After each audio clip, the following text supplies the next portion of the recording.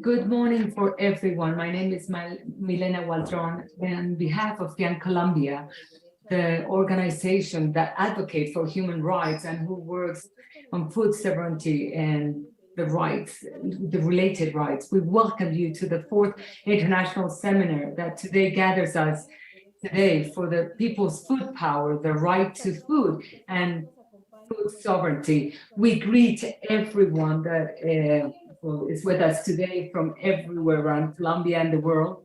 You could follow our broadcast, live broadcast on our website, Facebook, and you could actively participate, giving your contributions, questions in the broadcast chat in Facebook and chat. So we would like to ask you to follow us in Facebook, FIAN Colombia, Instagram, and Twitter. This is our second day. Yesterday, we had a very significant day with reflections and contributions that showed how the horizon of food, people's food power is a concept developed by FIAN Colombia, was the guiding thread that we left yesterday. And we want to transform the institutional and social order. We would like to transform the institutional architects, the standards, the anti-democratic practices in terms of food. And we discussed yesterday, but we also raised our voice, especially from the peasant movement, so that these transformations and the change that they desire will affect the political, social, and cultural and economic structures. As we showed in the agenda of the seminar, during these 2 days, we have been sharing the experiences and the local knowledge and international knowledge of those who have accepted our invitation. Today, we are conducting block number 3 with the invitation to debate on food extractivism and false solutions to hunger. We will have in this panel from FIAN Colombia a detailed presentation on food extractivism and its relation with other ways on how they violate the rights to food and adequate nutrition and food sovereignty. And following, FIAN International will talk to us about what it means and the implications of the false solutions to hunger. And subsequently, from Argentina, they will share reflections on what it implies, the digitalization of food. We will then move to the committee, the Galeras Integration Committee, where they will talk to us about their community experience, self-managed and solidarity, that they make up for corporate charity. Following from Uganda, we have the organization FIAN, an international networks of groups in pro of food for children. They will show us that the human rights initiatives of many stakeholders in this sun strategy, scaling up nutrition. So we will complete the panel with the challenges to move forward to food sovereignty and the routes for popular advocacy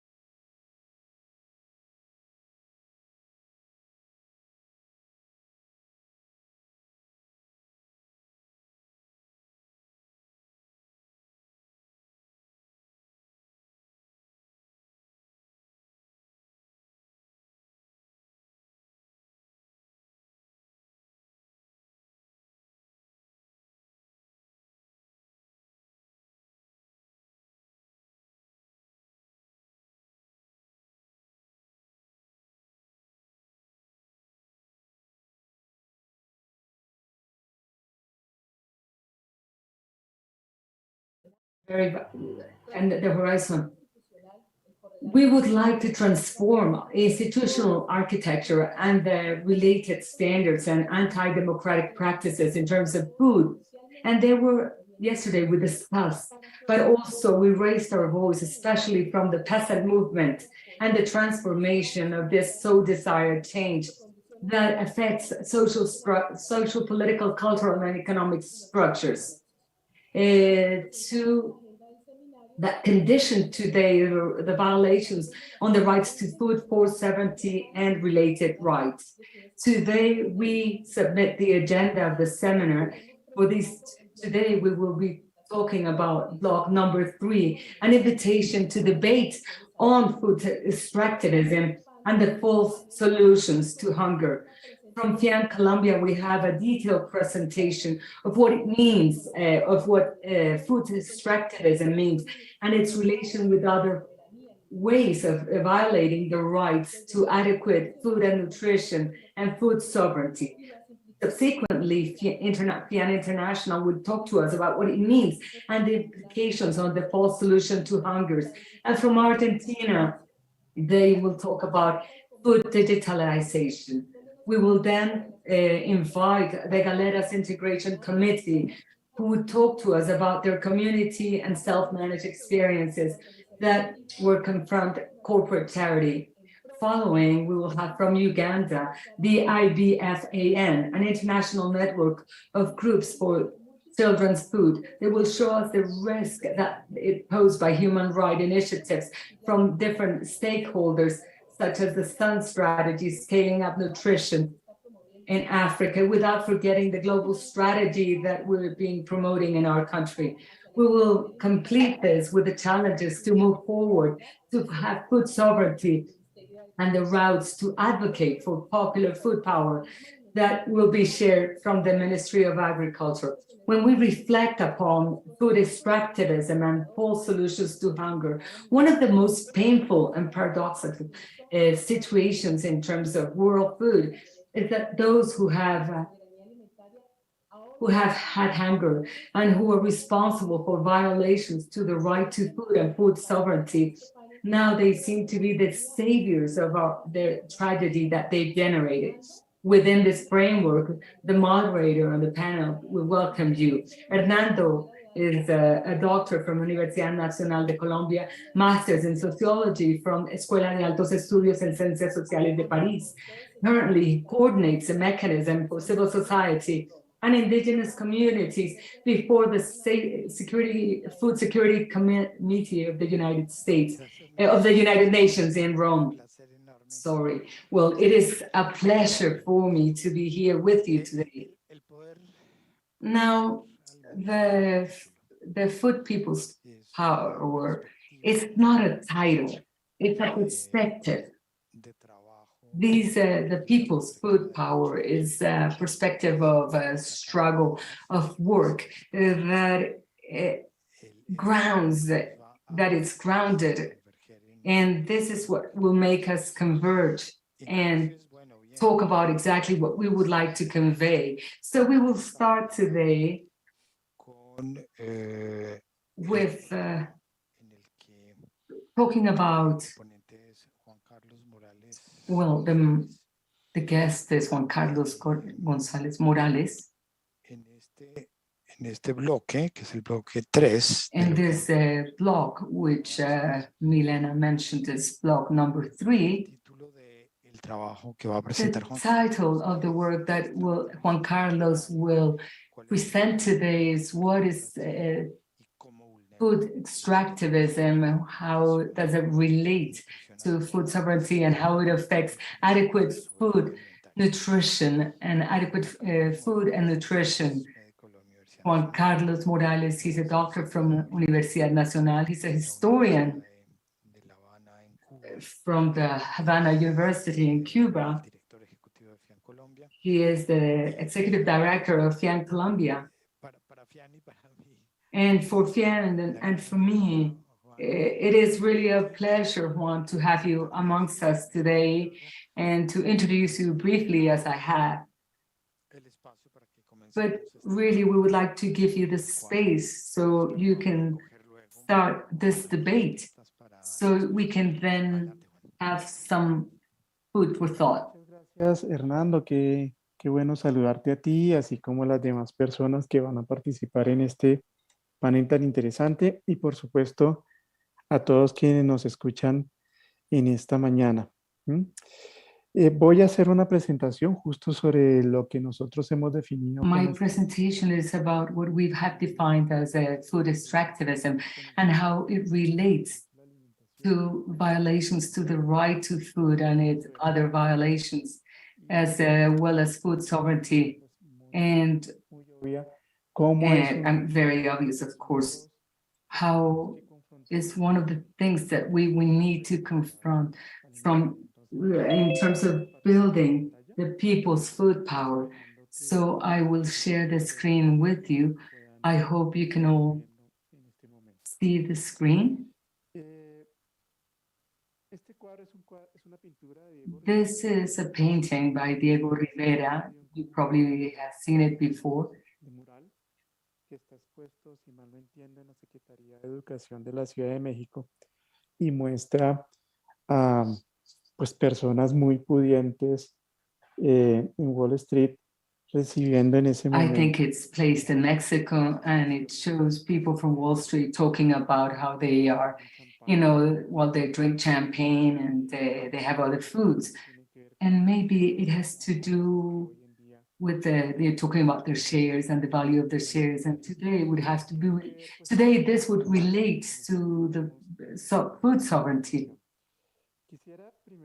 I would like first that we need to understand something that for FIAN Colombia has been vital to have this category of food extractivism.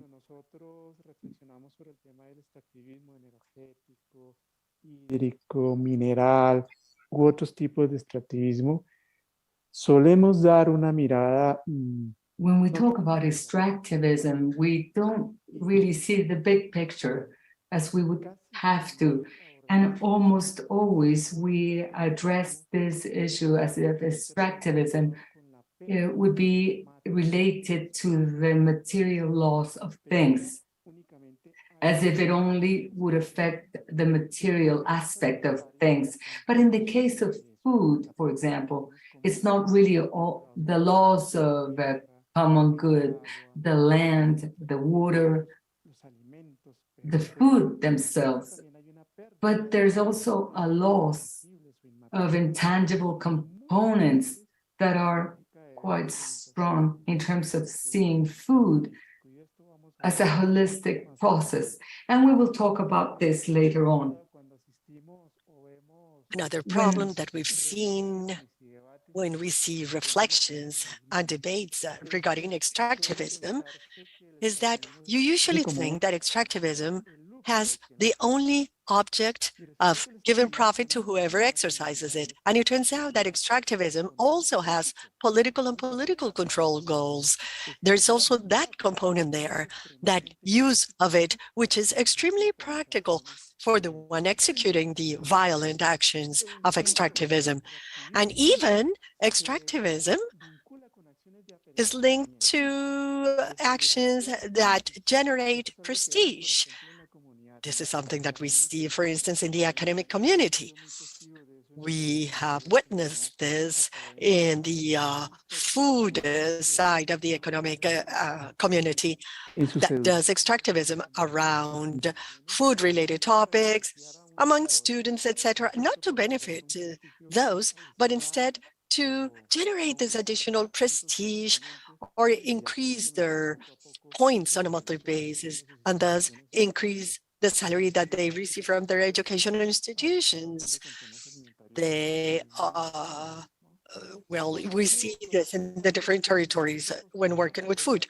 Another mistake is to think that extractivism only happens in rural areas. If we look at the corporate diet, a very complex element, we'll see that it has very big impacts on rural populations. And different forms of extractivism operates there. It's not just the resources that are taken by the companies that make these products, but health. Health is suctioned from people. That's another form of extractivism that is linked to food. So see how this is not just in the rural areas. Another problem that we've seen is that sometimes extractivism is seen in very short time frameworks, as if it followed relatively recent processes, very much of a specific territory. And it turns out that extractivistic dynamics come from neo-colonial processes or processes of conquest and pillage that go back a long history, dense history, or very broad history that sometimes we forget about. We also think that in extractivism, there are victims and victimaries, or the ones that are producing the damage that sometimes we ignore. And at last, there's this belief that is deeply entrenched, and some commentators of extractivism make us see that it is unstoppable, and this in itself has political costs that are very specific. Well, very well. If we wanted to define what food extractivism is, it would be this. Let me just read it. Food extractivism is that process through which our common goods, meaning economic resources, health,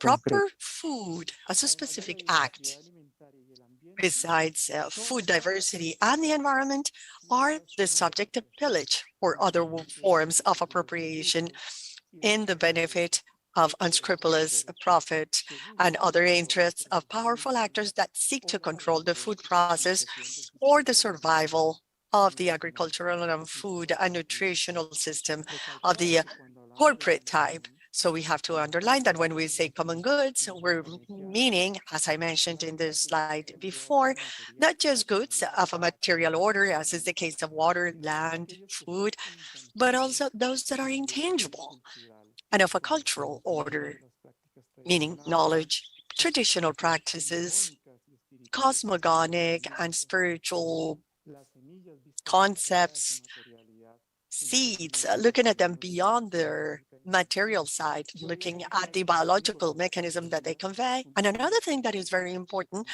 when we think of immaterial goods that is also extracted, which is the future seen as a dignified possibility of a fulfillment of human rights. That's another good that has been stripped away.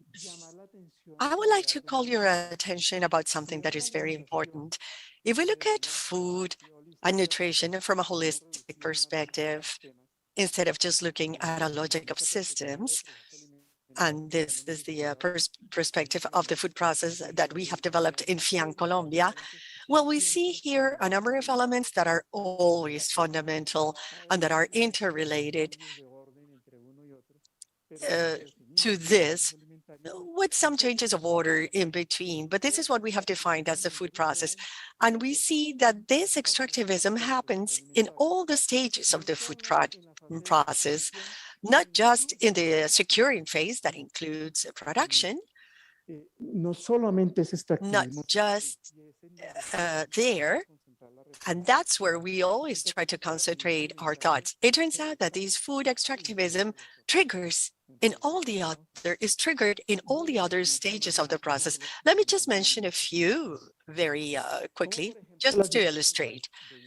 For instance, the dynamics of exchange, traditional exchanges linked to food are the purpose of pressure by very powerful economic actors, including financial actors and our own states too. To have these dynamics of exchange completely eliminated, that sometimes are not monetized, and they start to be generated through tools and financial formulas that presumably facilitate the relationship or the commercial exchange between producers and are delivering the food products and those of us that consume them. I remember a few years ago, there was this obsession for the marketplaces in the city of Bogota to stop using cash transactions, but only to use electronic cards. And guess who would provide those cards? The financial sector. And of course, it's a financial sector that was profiting from it, that was extracting part of the money in this commercial exchange for their benefit. Or tell me about the extractivism that you see in the process of transformation of the food products. Let's go beyond the material component of food transformation, and let's think of the cultural component and the spiritual, intelligent component related to food. Now there's this obsession, especially on the part of famous restaurants and chefs, or even dynamics around healthy food promoted by big companies where there is a process of looting, a process of pillage or change of place, let's say, that has to do with culinary and gastronomy, which is extracted from those that generate them and that usually enjoy them in their own territories and everyday life, to bring them over to these people because they have more value and they're destined for other social classes and dynamics. In that, you're generating a form of cultural extractivism, very pronounced around food. And we've already seen examples of the academia, which is an engine for extractivism, and groups of science and technology associated to that. And if we look at the regeneration of life, which is a fundamental element in the food process for this cycle that is never a circle, but an ellipse to develop itself, well, we can conclude that our own existence, our health, our well-being is seen as a right and as a common good, and it's being extracted by the actors that are agenting this dynamic. So what are those actors? Who are the agents that are behind this food extractivism? And we see an example here of one of those actors. In the center, there's a detail. There's this very famous illustration that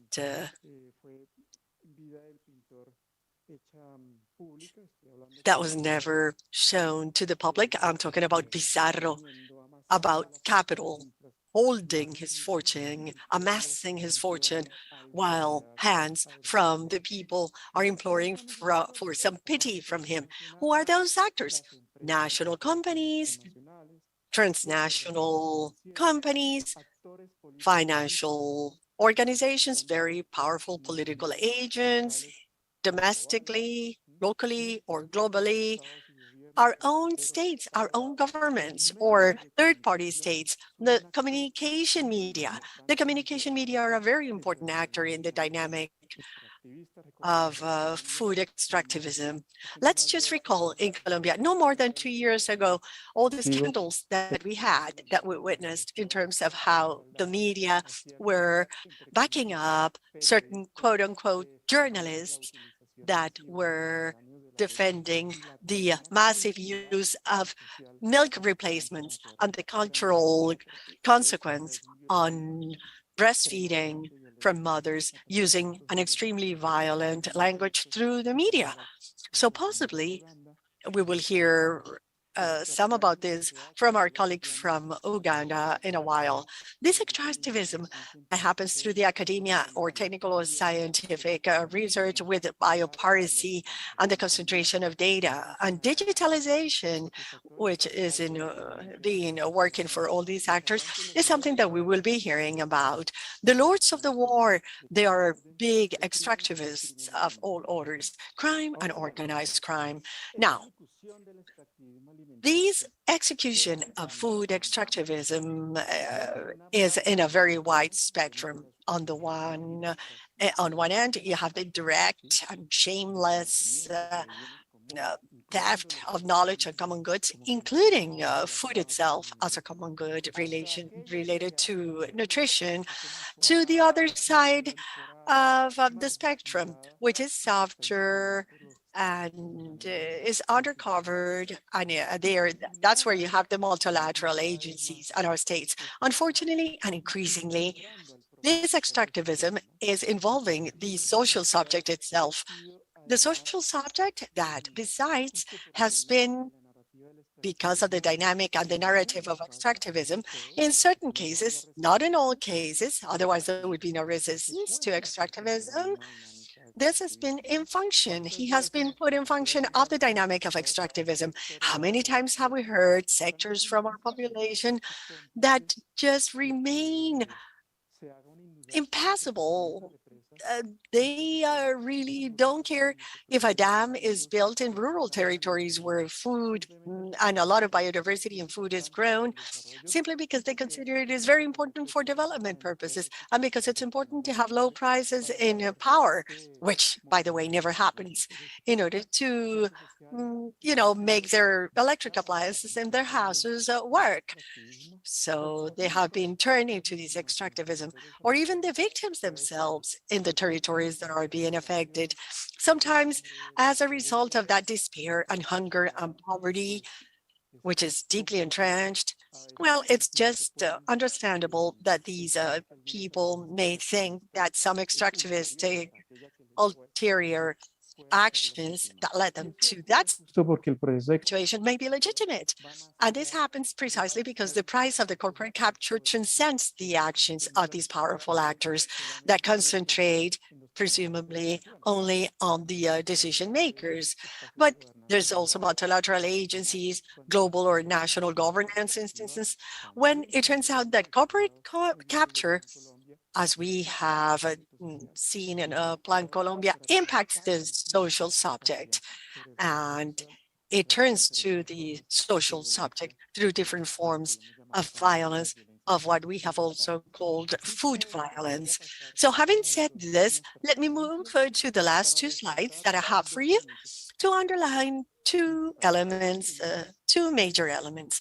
The first one is, what minimum analysis elements should we look at when we talk about food extractivism, which are only also elements that can help us build the multiple action strategies in a logic of people's food power, understanding that these people's food power has to be built, consolidated very deeply, precisely to feed food extractivism. First of all, when we talk about food extractivism, we have to take into account that we have to develop contextual analyses of a geopolitical, economic, cultural, environmental order of what this extractivism gives way to. But we also have to analyze the scenario because of the context in which this extractivism happens, to do a detailed analysis of what is misappropriated and the mechanisms through which it happens,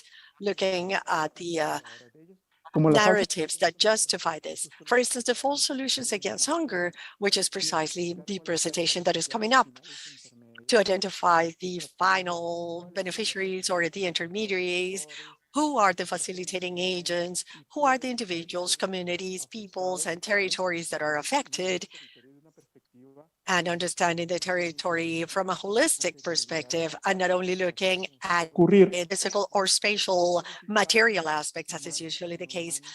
We have to look at the human and non-human aspects generated by this extractivism and the impact that it will have on the future generations. And of course, to always value the mechanisms and experiences in resistance, and not only passive resistance, but also regenerative and logical resistance in the positive resilience, as Hernando Salcedo has taught us very well.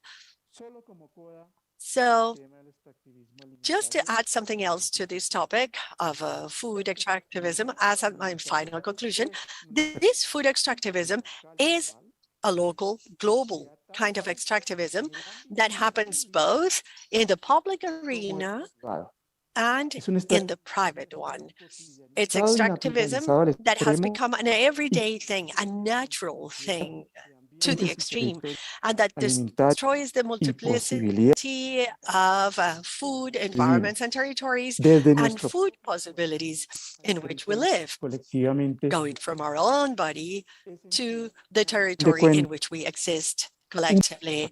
una It depredación is, del alas, derecho a la pillage, depredation that goes against the right derechos to conexos food, y el planeta. food sovereignty, related rights, and against the planet. El de cómo combatimos el extractivismo alimentario es uno de los Now, I principales. insist on how to combat alimentarios. food extractivism. Recordemos que ayer That's one of the main los- assets of people's food power. alimentario Let's recall that es un yesterday we talked about people's food alimentaria y de la power aspiración is a de fundamental pillar of food Y sovereignty and problema. the right to proper food. And this problem, Que- both local and universal, which is extractivism, is something that has to be faced construir poder through a conscious action of building power to solve this type of aggressions y el and futuro planetario present the human beings on the future planet different options to this Muchas gracias that we por have escuchar. had to bear upon us. Thank you very much for listening to my words and questions that you may have afterwards. Juan Carlos,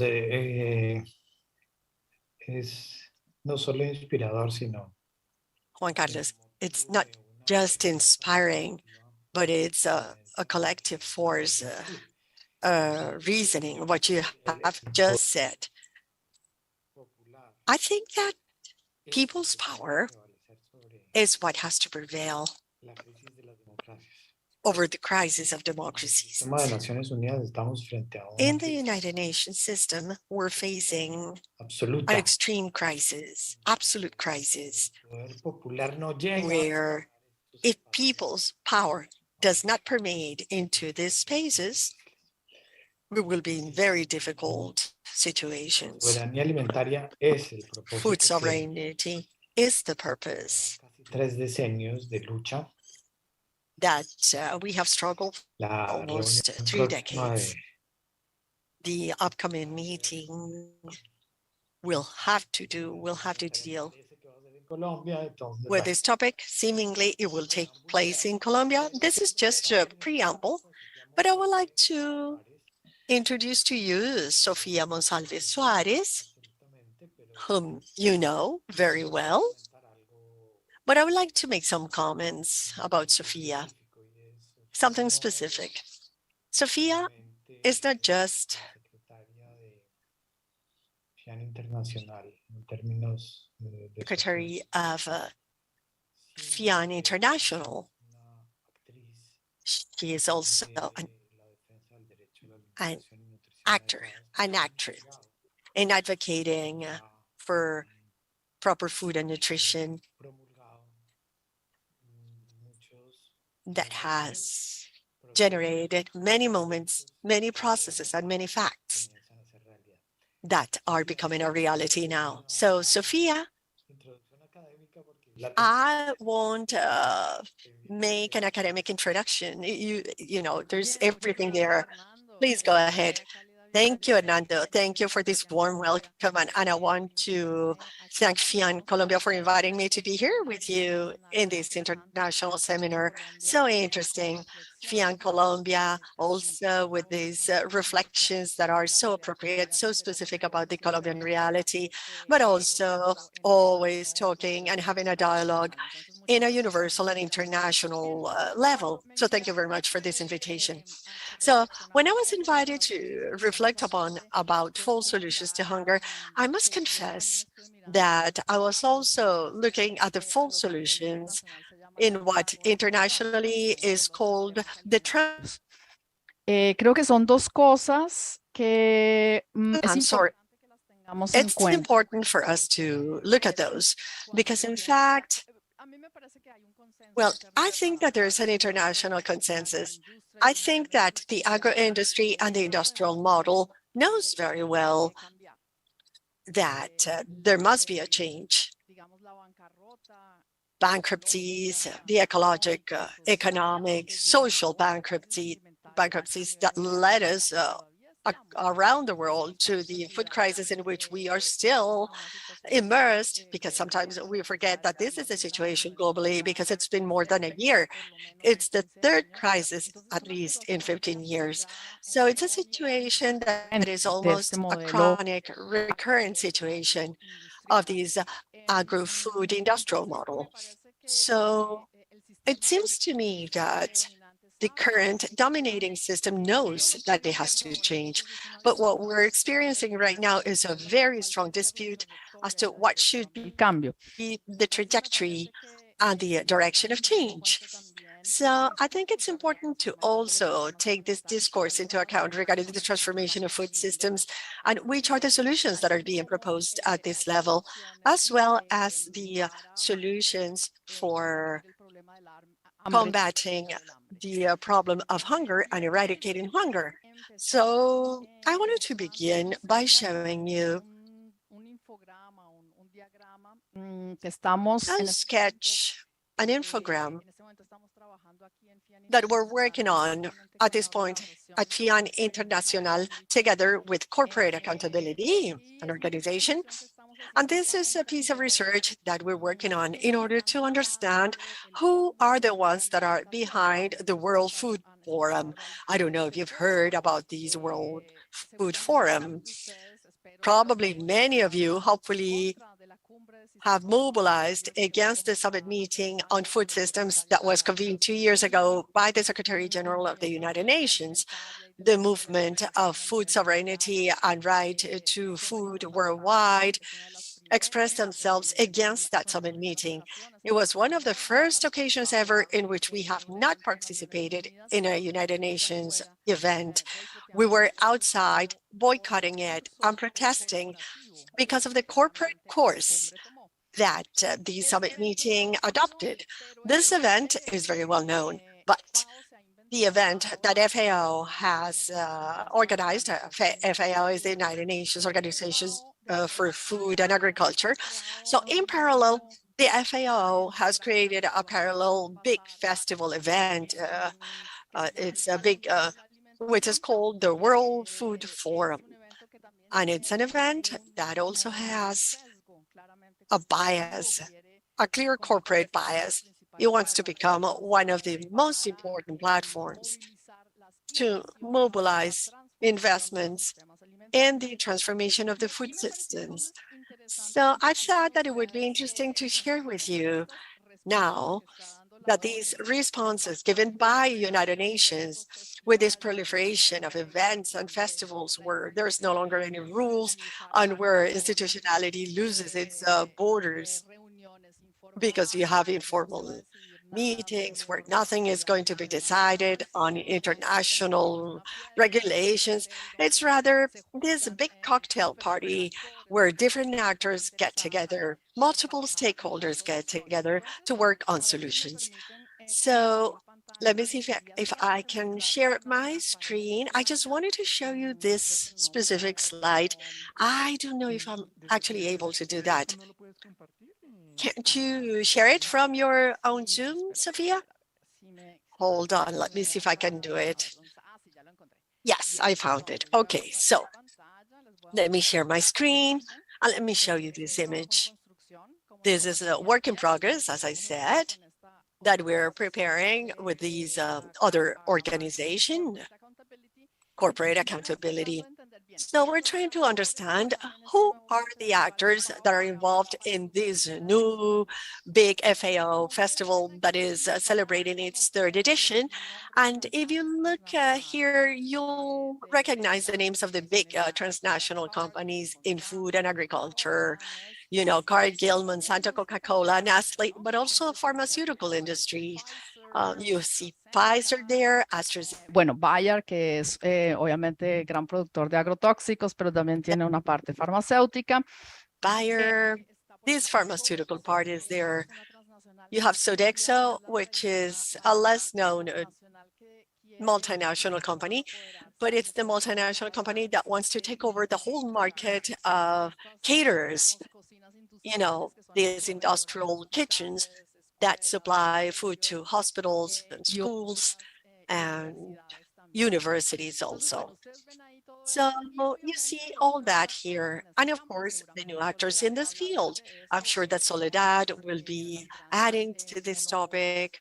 And these are the big monopolies of the communications infrastructure and the digital infrastructure. So I just wanted to specifically refer to two of these proliferation of initiatives that you see here. And let me just look at two of them to give examples of these false solutions to the transformation of the food systems. I'm not talking about hunger yet. I'm talking about the transformation of the food systems. And let me look at two. One is this Future Food Institute, where you have Google, Nestle, Sodexo, Tetra Pak, and others. And I'm going to take Google Foods here, which is the initiative called the Lexicon.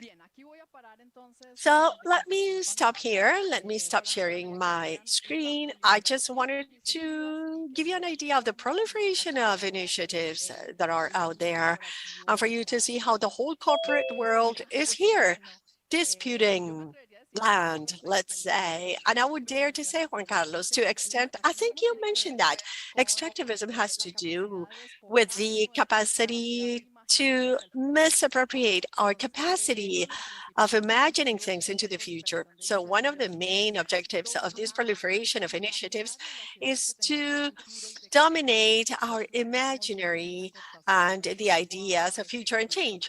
That's why we see the co-opting of our language and the ways of acting and mobilizing, etc. So coming back to the topic, the two initiatives that I wanted to present here, the Institute, the Future Food Institute. And one of the false favorite solutions is this whole topic of alternative proteins. As you can see,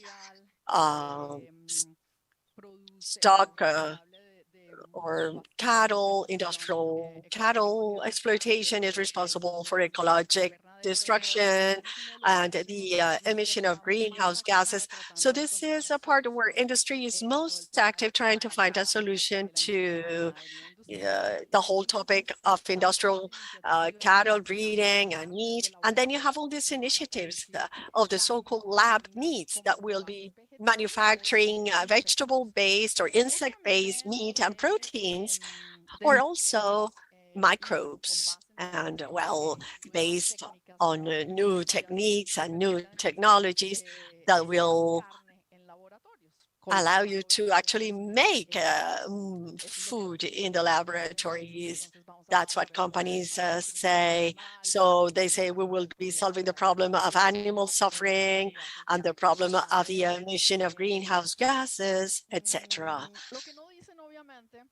What they don't say, of course, is that as we know very well, the ultra-processed food products are very harmful to our health. And the meat that is manufactured in a lab is a product, I apologize to FIAN Colombia fellow workers, it's an ultra-processed product, it's not food. So immediately, by doing this very simple analysis, you are unmasking this false solution to the transformation of industrial cattle breeding, which is the problem that we have, and to the very high concentration.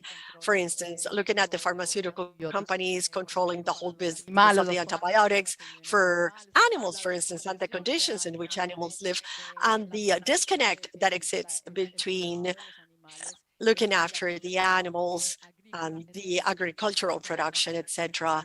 So you know the problems better than I do. The second big innovation that I'm referring to is Google's initiative regarding lexicon, what they call the lexicon. And the initiative, as they say, is about creating a common language for us to be able to understand and finally solve the problems that exist in the food systems. Para que nos podamos entender la diversidad de actores que están en los sistemas So we alimentarios. need a universal language when they're working with creative people to have a lot of icons. And of course, what you realize, just imagine that the solution to the problems that we have is we lack a universal language that is standardized, that will enable us to talk about the problems and that enables us to solve them. And as you will realize,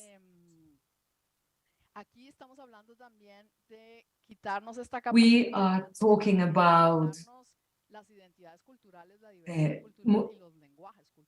almost stealing a cultural language or a cultural background. We know that the intrinsic relationship between food and cultures, spirituality, it's very, very strong. When we say, and when we talk about a standard language to solve these problems, you can realize and you can really envision that we are operating on the abstraction of capitalist markets. That's where they need the abstraction of territorial reality, of that embodiment of food in our culture, in our bodies, and in communities. So these are the two false solutions from extractivism that I wanted to mention. And now moving to the field of false solutions to combat hunger, I would like to refer to the corporate charities solution in the past 2 years. And from the pandemic, we've also seen the accelerated exports of the model that began in the US and Canada and North America, which is called corporate charity, which becomes an industry in itself. So the large corporations of the industrial foods industries, they take their own food and they appropriate from public subsidies that are really aimed at delivering food to populations or to populations that do not have. So this is also, it becomes a tax exemption for those large industries and a subsidy. And so this model has been operating in the United States for over 30 years, and it has been exported to other regions around the world. In Europe, it's quite grounded. In the United Kingdom and Germany, where it has really progressed. But the news is they are investing in exporting. There's a model to countries in the South, to countries like Brazil, Argentina, even to Colombia and Mexico. So we see this large stores, supermarket stores, they become the solution to hunger. They are the ones that donate the food to those people who do not have the right income to buy them. So behind this initiative, we have really the heavy lords of global capitalism. For example, BlackRock, who has invested in the dissemination of this network. And if you go to their website, what they say is they want to develop communities. So as I said, they are co-opting the imaginarium or ways in which we act. They are talking about making their banks, their food banks, as solutions for the communities themselves can do to tackle the problem of hunger. Obviously, and the second response to the hunger crisis, it comes from the United Nations and FAO itself. With all the problems that they have endured, with the interruption of supply chains, either export or import of cereals, there are countries that depend upon cereals because they lost their own ability to grow them. And also the supply chain of fertilizers, especially or pesticides or other agrochemicals. In spite of the fact that the pandemic made it evident how vulnerable that model was in terms of food security based on free trade, international free trade, FAO and United Nations, they insist that this is the solution. So instead of revising this policy, which has faced bankruptcy, what they're promoting is a diversification of sources of imports. But they are not willing to accept that the model has failed and they haven't accepted that it is necessary to strengthen local capacity and build for the production of foods. So these are the solutions that I wanted to highlight. And I also wanted to highlight what are the common elements to these two solutions. Well, evidently they conceive food as merchandise, as a good. It's within a market paradigm without any public regulation or with no regulation at all. And these are markets that are dominated by the financial capitalism. So this is the social, political, ideological, and economical framework in which the solutions really are created or move.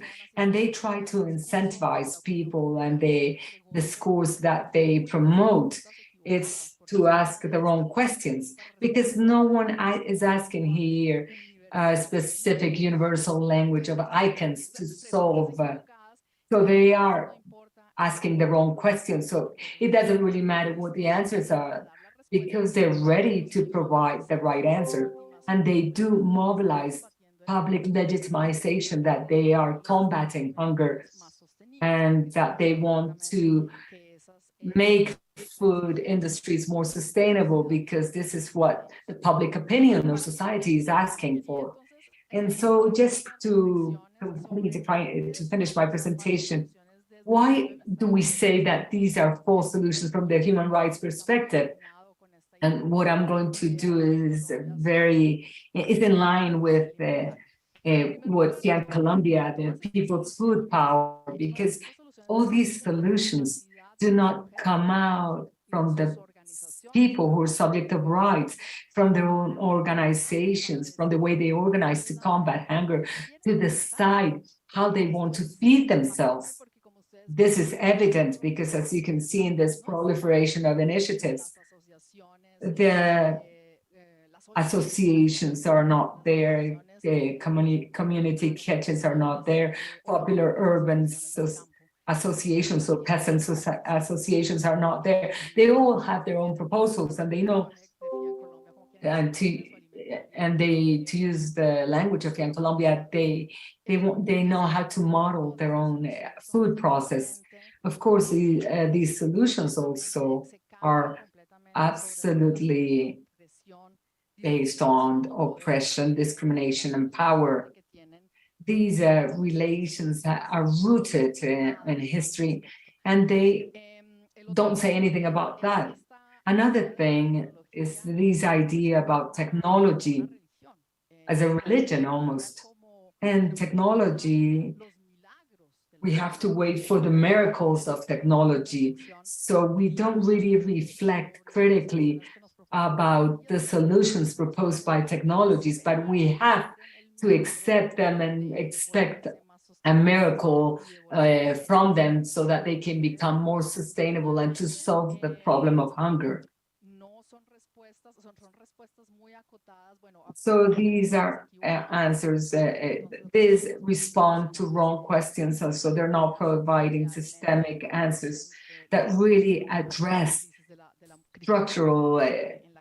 the structural problem of what we face today.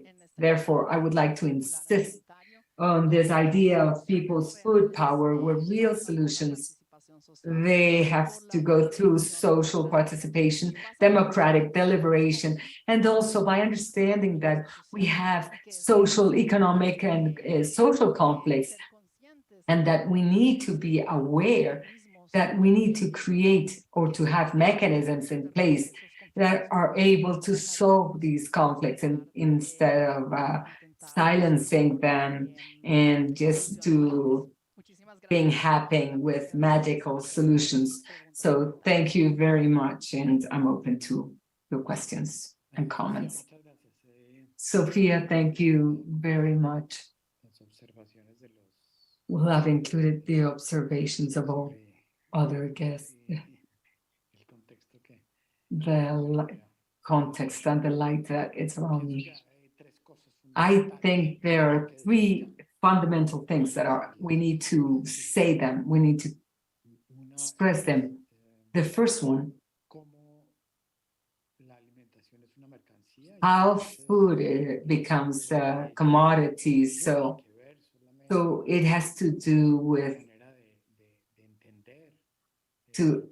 it's really, they try to it's the way they understand the food process, but we need to approach this differently in terms of the exchange of usable goods. Secondly, how you are configuring this scenario where extractivism as such, it's not only related to physical resources or material resources of the countries, but extractivism has to do with a production process of eatable, but they're not really food. And that's something core to what we are saying. So I think I would like now to introduce, well, I've been receiving messages, but I need to continue. Just to say that we need to do a collective work to build the solution in terms of how we can move forward in these food process and its sovereignty as an existence and not as a category. So we will move forward. So Soledad Mogliano, who I've been talking to recently in the data group for civil society and indigenous groups. She is Argentinian. She studied anthropology and political science, and she shared many years with the indigenous movement, with the Ecuadorian indigenous movement, and contribute to the defense of the territory, biodiversity, and their rights. Recently, when she returned to Argentina, she's been coordinating different projects with unions and cooperatives of the food sector focused on labor rights, on a democratic food right, which is also a core issue of what we talked about. She is absolutely committed to education, and she has participated in many popular peasant schools, and she develops her own initiatives for the production of supply of natural foods in her country. Currently, Soledad promotes the debate on the digitalization of food process and is part of the BTC group. I don't know if you're going to talk about that. Anyway, Soledad, welcome. And it is a pleasure for us to have you amongst us. And please go ahead with your presentation. Thank you very much, Hernando. I would like to share a presentation, and I will go through it very quickly because the invitation of today for me is very important. It's a wonderful opportunity to share with you the elements that we're working on with the group, which is scanning the horizon, to scan the horizon, trying to identify what's beyond us, and it helps us to think strategically in terms of our struggles. So in the event, today's event, when we think about the concrete steps from the people's food power, from the food perspective, there's so much to think about in terms of how we are going to address this phenomenon of the digitalization of the agro-industrial food system.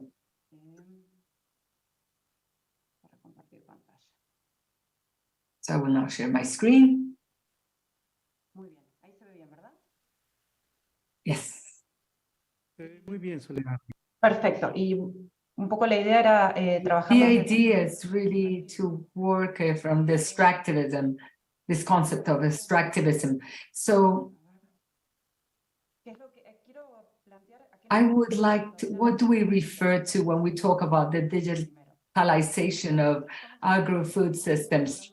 We are including here two elements. On the one hand, something more general that has to do digitalization as an application of tools on the one side, specific technologies, and on the other hand, a business model related to food and agriculture, especially related to the agro-food value chain. And the main agents are the agro-food corporations in an alliance with digital monopolies. From our group ETC, we update the report on the concentration of the agro-industrial food process, and in their last report, that is called the Lords of Food, what we found is that in addition to a growing trend to the concentration of all sectors, in some cases extreme concentration, for example, commercial seeds, four companies control half the market. In terms of agrochemicals, 4 companies control 62% of the market. In commercial genetics of poultry, almost 3 companies control 100%. Animal pharmaceutical, 4 companies, 61%. And farming machinery, 4 companies control 44%. And so this growing trends that we've seen in the past decade, it continues to strengthen. And now, in addition, we have the inclusion of another sector of global capitalism, which the digital corporations and technological corporations, where obviously there's a brutal concentration of power. And they have a characteristic that in the past 15 years, the digital corporations are really the main global corporations. Before 2008, the main corporations, world corporations, were extractivist companies, especially oil companies. Today, the first world corporations are digital company, Apple, Microsoft, Google, Amazon. There's some others that are a bit smaller, but they're there as well. And this new process, it's a new characteristics for this digitalization. If we observe what are the expressions of the main spokesperson of companies, the quest is to be digital actors. The director of technology of Monsanto, I could see seeing ourselves in 5 or 10 years as a company that is an IT company. And so from the European Technological Center, we're transforming from a machinery company into an intelligent technology company. Or the expression of Mao Feng of the Syngenta group. Before we would sell pesticides, seeds, and fertilizers. Now we provide agricultural services. We sell services and technology. So when we talk about tools, about digital tools, I rather work with pictures. A picture is worth more than 1,000 words. So the automatization processes, the use of digital devices, we have drones, robots, robotization of many of the processes that can be done with humans, that the use of artificial intelligence to identify, follow up, to trace animal production. And this, and the data, all data converging together in digital platform that is extracted through devices, and they are processed through these platforms that belong to these companies. This is an example that you can download an app in your cell phone field catcher, and it allows you to obtain a response by sending a picture. So what I would like to convey here, I would like to make a differentiation between, we're not really concerned about the use of the device, because a farmer, well, they need to, I think devices are a tool that is linked to this other articulation, which is a digital platform. And I think this quote is very important. Farmers tend to make 40 key decisions during a crop. And what platforms do they appropriate from digital decisions? They use the devices, these platforms, they use the devices, Internet of Things that are placed in rural areas, or devices through the user with the mobile phone, and achieve big data. This is incredible amount of data that is stored on the cloud, on clouds that are private. The clouds are private, that belong to corporations. So this is the data mining process that you can achieve through digital platforms. Those data have no value unless you can interpret them. So that's when we begin to use artificial intelligence. And this is the automatic learning. That's what it means, interpreting through algorithm, and the generation of information as a strategic resource. And that process of applying these algorithms allows the user to receive recommendations in terms of logistics, planning, and use of feedstock. So we think that platforms are the instruments to articulate solutions for climate change, but those platforms that are related to consumption, for example, are the instrument to model offer and consumption. This is what we call nudging. So these are the nudge that we need to moderate or model the behavior of the user or the consumer. So the device is not as important, but it's really the way in which data is mined to give back to the user this sort of nudge, so he can model his behavior. There are some agro-digital platforms that exist, and these are the ones that I show you here. All these are linked to large agro-industrial corporations. And I like this quote of one of representatives of the farm model. Basically, we're on a race to gather the greater number of total acres of data and introduce them in a system. And this logic is expanded throughout the food chain.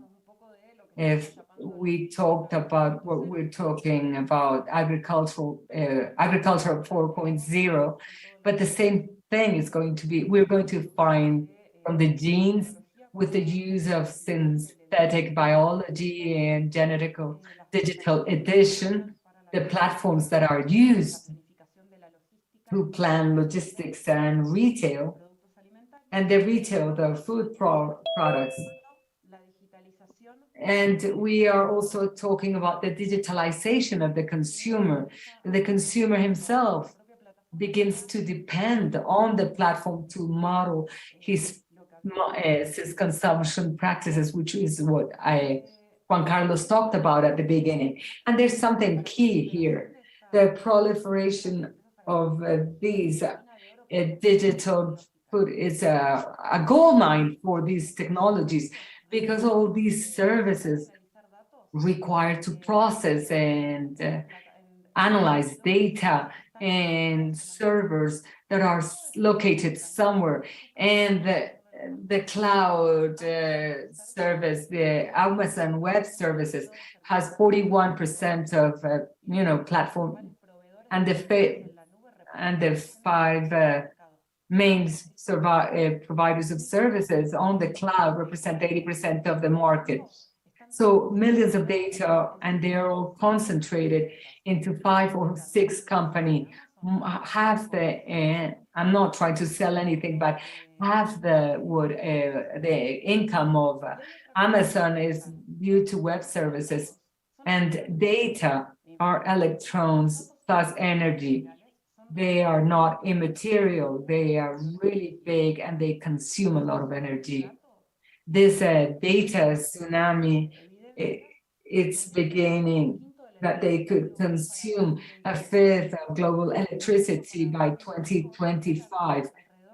The world will generate around 163 billion gigabytes of digital data, and they will have over the internet uses 5 kilowatts per each gigabytes of data. So if we do the maths, generation and processing of corn production in the United States is the same as the use of electricity in Senegal. This is really only the United States. So let's imagine about the production of cotton, canola, and about all the commodities around the world. Another element that is vital to think about the materiality. Some data centers use over 200 liters of water for every gigabyte to cool down their servers, which is the same as a hydric footprint that it takes to grow 1 kilogram of tomatoes. This is the drought that happens in pit chips in Taiwan. It has a material impact that is huge. We think that everything is on the cloud, but this is really in the world. The same happens with AI. Their carbon footprint, that it seems to be immaterial, but it's not. To train GPT-3 chat requires the consumption of 126 Danish homes, and it generates a carbon footprint that is equivalent as running a car for 700,000 kilometers. So this is one session of training. So just imagine what it means. In addition, in another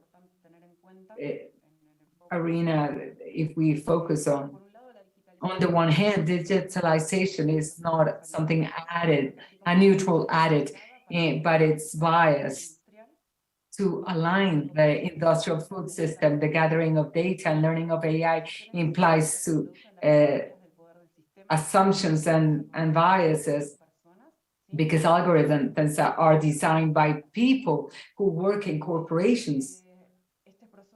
And this digitalization process and the platforms displace marginalizing the organization from the food movement in real life, and something they ground themselves on the technological void or gap.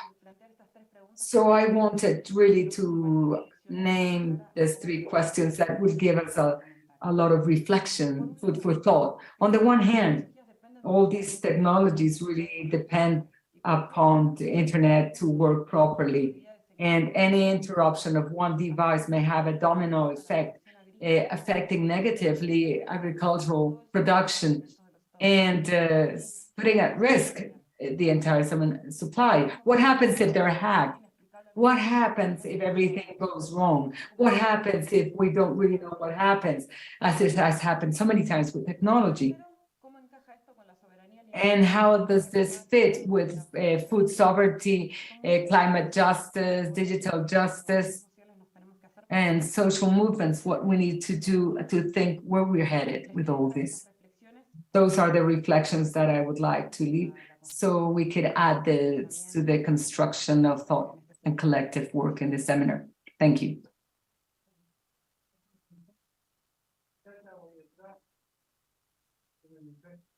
Muchas gracias, Soledad.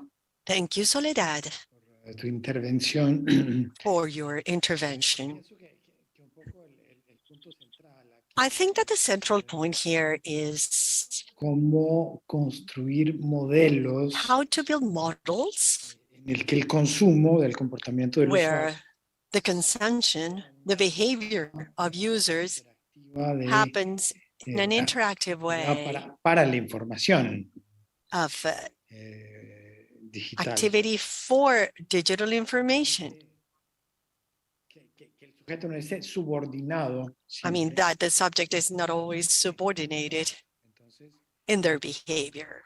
hay muchos temas que han levantado muy There are importantes. many topics that have been raised that are very important and that we will be looking at in our time here. But I think that the problem with digitalization, when looked as an ideal of progress, it's a matter that has to be challenged, and even progressive governments may be going through a crisis here. I mean, what's the way to access progress? Looking at it from a distance, access to development, access to what we call change in those contexts. So thank you, Soledad. Y bueno, vamos a dar paso a Andrés. Next, we will continue with Andrés Madroñero Del Comité de Integración del from the Galeras Integration Committee. Campesino del municipio de He's a Pasto. farmer from the municipality of Pasto in the department of Nariño. Andrés, are you there? Yes, good morning, I'm here. Bienvenido. Welcome. Si entiendo bien, eres ingeniero agroindustrial de la So you're an agroindustrial engineer from Nariño University, a professor in social interaction, and you are a professor at the Javeriana University, and you're here colaboración con las comunidades in this campesinas. path of cooperation with the grassroots organizations and with the young and the rural communities. Fuera de darte una gran bienvenida, I want to welcome you, and also doy el espacio para que, I want to avance give you the floor now si quieres, apuntar. Vale, gracias. to tell us about what you want to tell us. Thank you. Greetings. It's a pleasure to be in this very important space for reflection and analysis of these alternatives for the real construction of the people's food power. Let me share my presentation with you about the experience of the Galeras Integration Committee as a self-managed experience.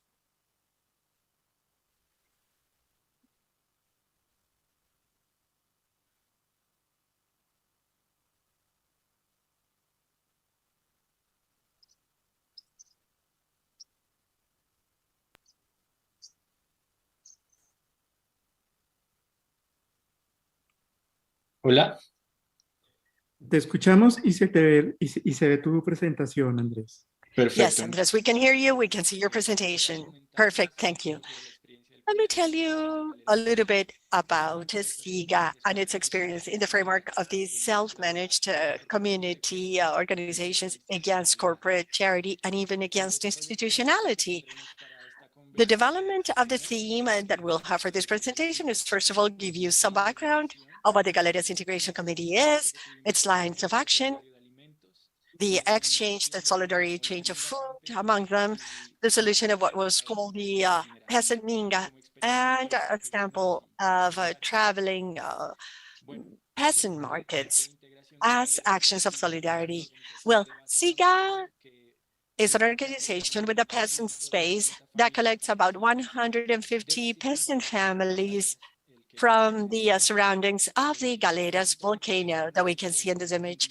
This territory is very diverse in the production. Agroecologically, we have important ecological soils that make us able to produce a lot of food, but we also have very difficult territorial. Al avance de la urbanización a los territorios rurales también. Entonces, como Comité de Integración del Galeras hemos avanzado en unas líneas de acción. Sorry, I missed the word there. As SIGA, or Galeras Integration Committee, we've been able to take action to strengthen the identity and the peasants' dignified positions, but also to be closer in our relationship between the countryside and the city.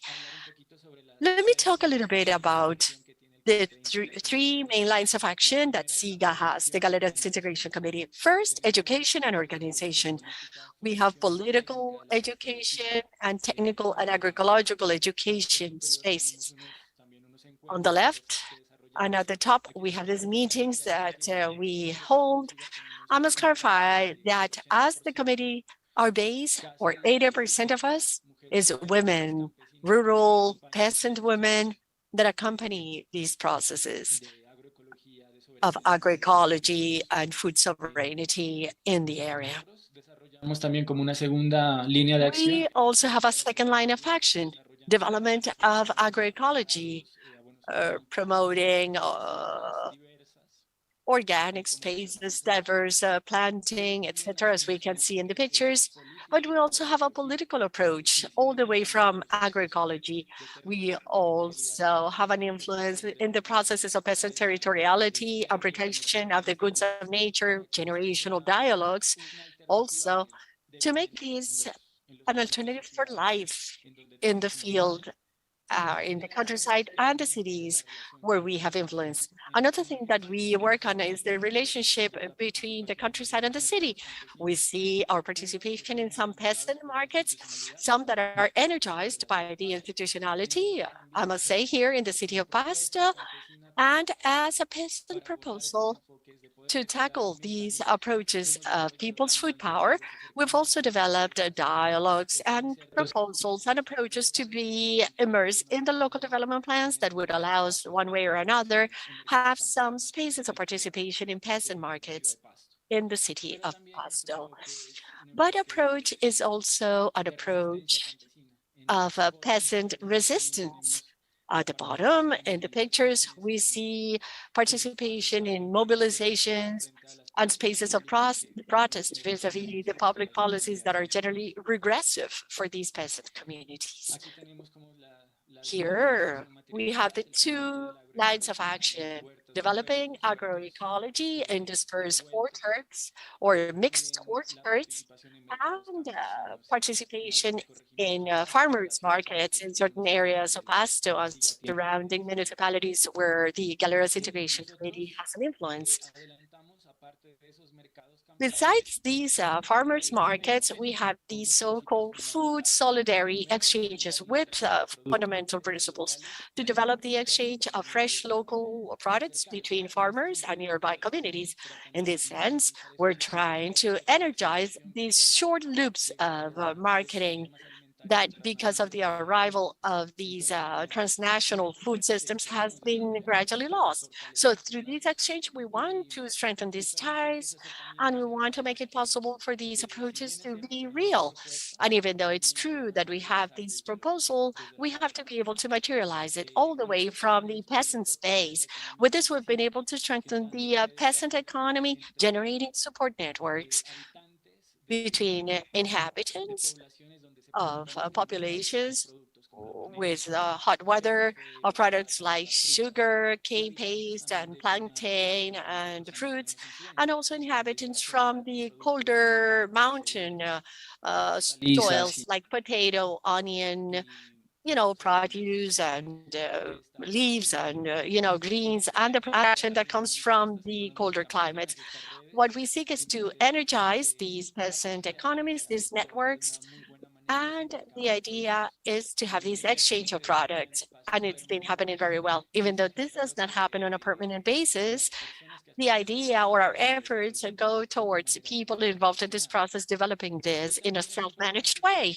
And it is also important to mention that these so-called solidarity exchange of products be a strategy to energize this culture and this peasant identity that is so related to the production and consumption of food.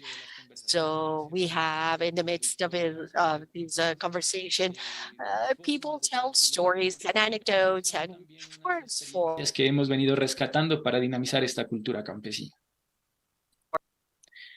Aquí hay un ejemplo de estos truecos that are solidarios. very enriching. Here we have examples on the right-hand side, products coming from hot weathers, and on the left, products coming from cold weathers, where these exchanges are happening and these conversations in between the attendees. More than an exchange of food products, it's also an exchange of spirituality, an exchange of opinions and feelings and fraternity and solidarity, mainly. Ya como siga, también desarrollamos unas actividades en pandemia, dado As the committee would develop some activities during the pandemic in the municipality of Pasto and in the department of Nariño, as in the rest of Colombia, there were a lot of things that were wanting, missing regarding food products and solidarity as well, because some roads were closed and the food transportation system was blocked.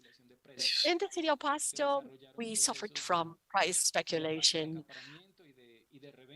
processes of taking over and reselling products, food products developed.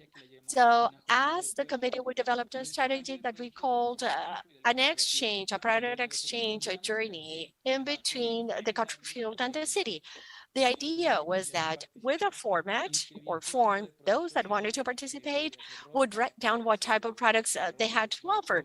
It could be clothes or rice, non-perishable process, and those belonging to the committee would record cold and hot climate products. So we were able to have several of those journeys, and we were based on 3 principles. The first principle, rescuing the exchange system, the barter system, as a form of resistance to these economic systems. The second one, fair trade, because in the sense we actually broke the system of price speculation, succeeding to come with very good products at very good prices to the communities in the city of Pasto, and a very good quality, because the production approach was ecological. And the third pillar with this exercise was solidarity, because it was not just about bartering food products, but also contributing from the possibilities that each peasant and city family had in order to organize markets. These markets that were, food shopping that, and those food products were given to families in the city of Pasto. We have pictures here showing the marketing and exchange of products during the pandemic. And on the left-hand side, we have the markets that we were able to hold in order to give products to the least favored families. It's important to note that we had the cooperation of groups of women that made these nice sacks of linen, and young people that put the stamps, that stamp them with the sentences saying, we're the people that defend the territory, like sort of generating social impact vis-a-vis the actions that at that time were not taking place from or on the part of the different institutions. So us, as grassroots peasant community, were able to energize practices that broke through these institutional quietness, to put it somehow.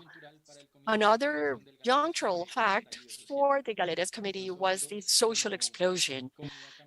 As a peasant community, we also suffered because of the roads being blocked, but we're aware that those blockages made it possible to come up with perspectives for building conditions of dignity in the different territories.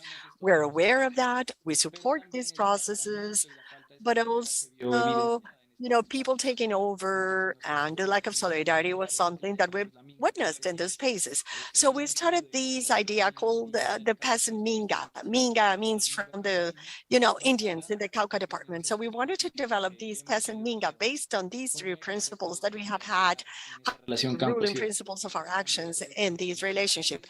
The exchange of products coming from hot and cold weathers, and the exchange of products between urban and countryside inhabitants, and being able to help the inhabitants of the city of Pasto.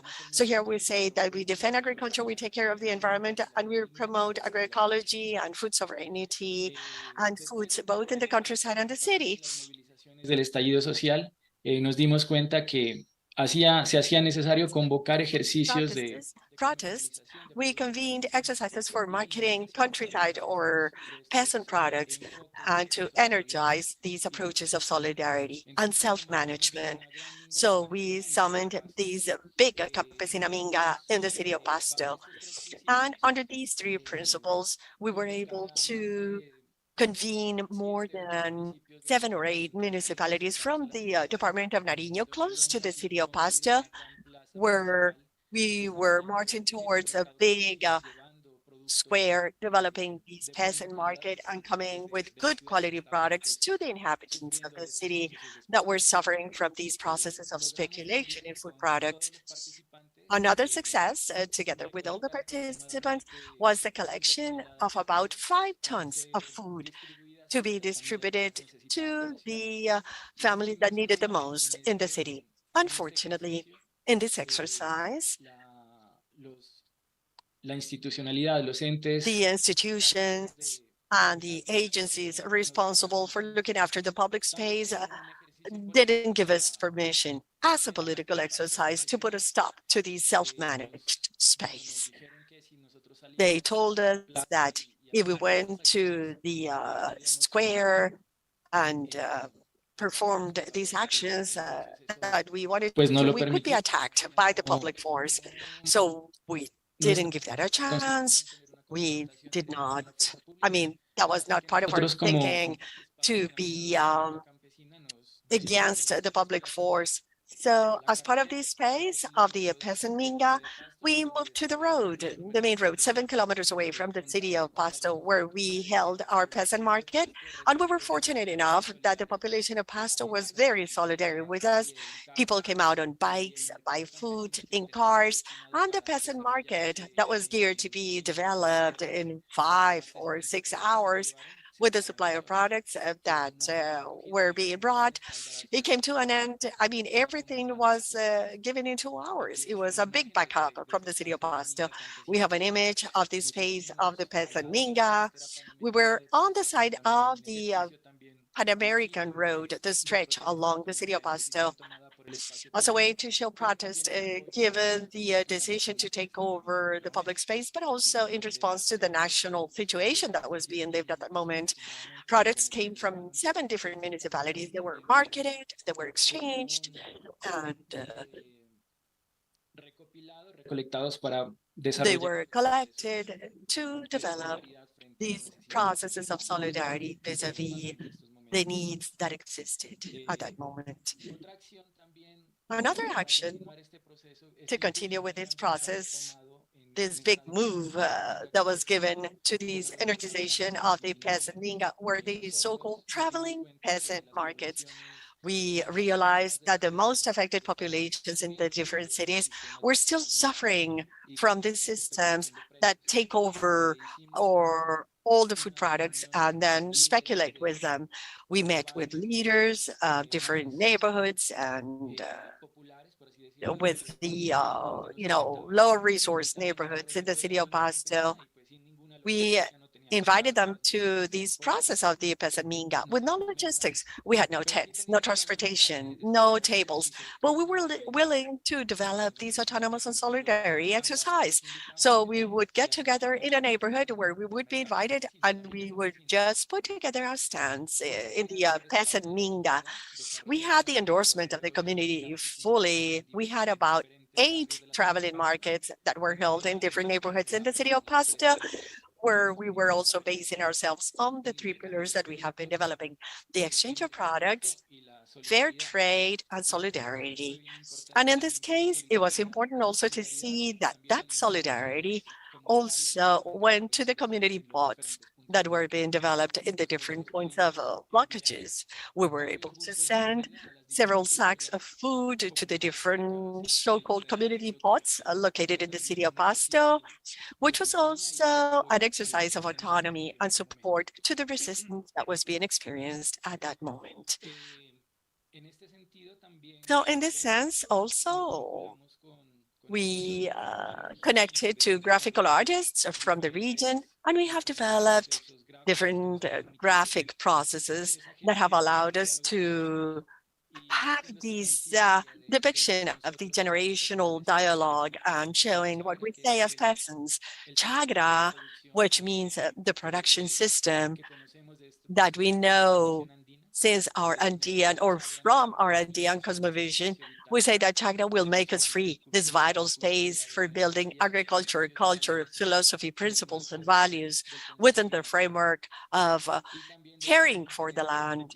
And we also say in the same sense, and we did this through very clear example, as was the support given to the pandemic to the peasant markets and supporting the peasants in this social explosion, which is seeding or planting and resisting. I really appreciate your attention. If you have any questions, I'll be more than glad to entertain it, to share the experience of the Galeras Integration Committee. Thank you. Thank you very much for this testimonial, which is also an invitation to action in defense of the right to food. And I think that now, at the end, we'll be able to discuss the possibilities that you have presented. We really thank you for your presentation.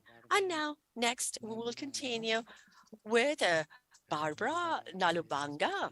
Barbara is a specialist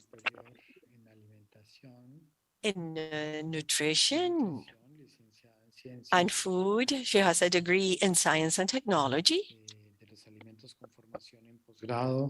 She has a postgraduate education in food security. And besides that, Barbara is the executive director of FIAN Uganda. So Barbara, you're welcome to share with us what.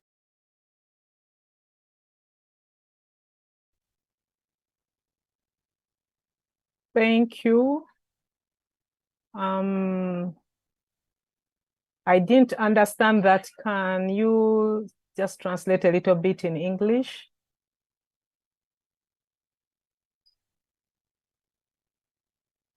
The floor is yours to share the words that you want to share. Did you hear me about your presentation? Okay, so I'm supposed to make the presentation now? Yes.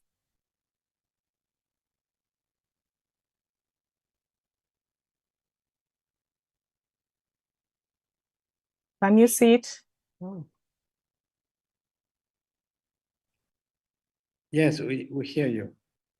And the presentation, are you seeing it now? Yeah, yes, your presentation is on the screen. Could you present it on the whole form? On what, sorry? On the whole form, not just because it is just partial presentation. It's but partial, eh? Yeah. Oh, no, I don't know how to do it. Somebody from that side can help me because now I don't know how to.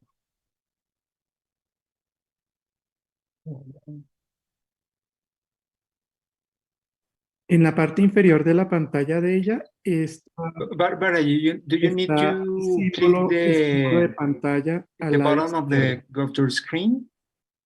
I do, sorry, bottom? I go to In the bottom. the bottom. Yeah, next to the slider, next down, please. The bottom. The Down, bottom please. where? No. The very bottom. Go to the slider. Do you see a little at the right? More right, more right. I'm not even seeing that. The left one. Sorry, No, because it has gone up. Is it down? Okay. We are very close there, down when you was a little moment ago. It is. How is it called? Sorry. Because it has moved from down. In the bottom of the screen, next to the slider, where you see there. You just click, Yeah.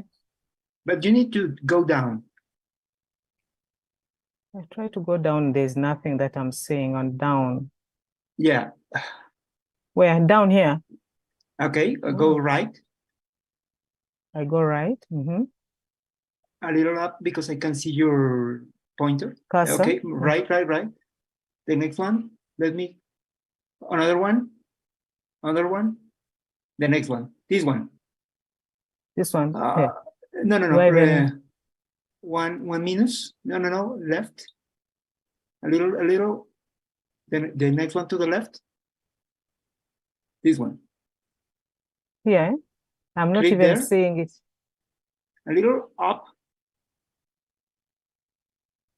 A little. I suggest no, somebody. right.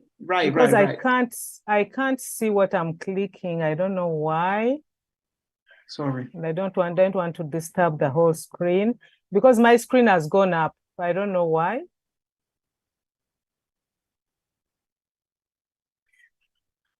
Anyway, you can share your slides from that. So I stop. Do you have my presentation that side? Not in this moment, sorry. Please, you can share us your presentation this way. It's okay. Okay. Okay. Oh God, it's terrible. Eh? No, it's good. It's good. Go ahead, Barbara. Okay. Oh my God, You're very welcome. Seems like I'm failing to see the presentation. I only see the ourselves, but not the presentation. Okay, I think I'm here. Is it okay? Are you seeing it now? Go ahead. Yeah, it's perfect. Thank you. Wow, thank you. Wow. Okay, I'm sorry about that. My name's Barbara. They have already introduced me, and that's my topic for today. Just to let you know about Uganda. Uganda is a democratic republic in East Africa, as you see it. This is the map of Africa, and this is our Uganda. Despite being a small country, we have 121 administrative districts that are managed with our capital city in Kampala. As of September 2012, our Minister of Foreign Affairs made a formal commitment to the UN General Assembly to tackle the crisis of malnutrition in the country. So when he came back, he directed the ministry responsible to start developing the Uganda Nutrition Action Plan. Please mark this UNAP because it's going to be the basis for our discussion of the presentation. There were members of experts who came together from the different sectors in government, the academic institutions, NGOs, and the development partners to form this committee that developed the UNAP. Initially, the secretariat was in the National Planning Authority, which is in the Ministry of Finance, but they realized they didn't have the mandate to put all the sectors together, and this was taken to the Office of the Prime Minister. The Office of the Prime Minister is the one responsible for supervising all the ministries in the country. Just to let you know our nutrition situation, stunting being too short, in 2006, we were at 38%, but as of 2016, according to the Demographic and Health Survey, we had come to 28.9%. Wasting moved from 6% to 3.6% in 2016. Underweight from 15.9 to 10.5%. But if you look at it critically, you realize that our levels of malnutrition were ranges, but we were indicated we were in a crisis, and we were just wondering which crisis they were talking of. We shall as we go on, you'll understand why they rated us as crisis. With prevalence of anemia, was a little high, at 53% for the country, amongst children, and women at 28%. But we are going to look at this sub-region, which is being supported by the SUN activities, which had high levels of anemia. It was a study, and the main purpose was to understand the SUN's role. SUN is scaling up nutrition and the influence on nutrition policy and potential impact it had on the right to adequate food and nutrition and related human rights. And these were basically the objectives, which later on I'm going to explain as I'm going through the presentation. The methodology was basically qualitative, where we reviewed policy and strategy documents. We had in-depth interviews with relevant sectors and as well as the UN and USAID. We also had key informants with the community leaders and as well as mothers and health workers. We were supposed to also have in-depth interview with the manager of one industry that support the development of ready-to-use therapeutic foods. I'm going to continue referring to it as RUTF. However, the person did not come up for the reason known for him.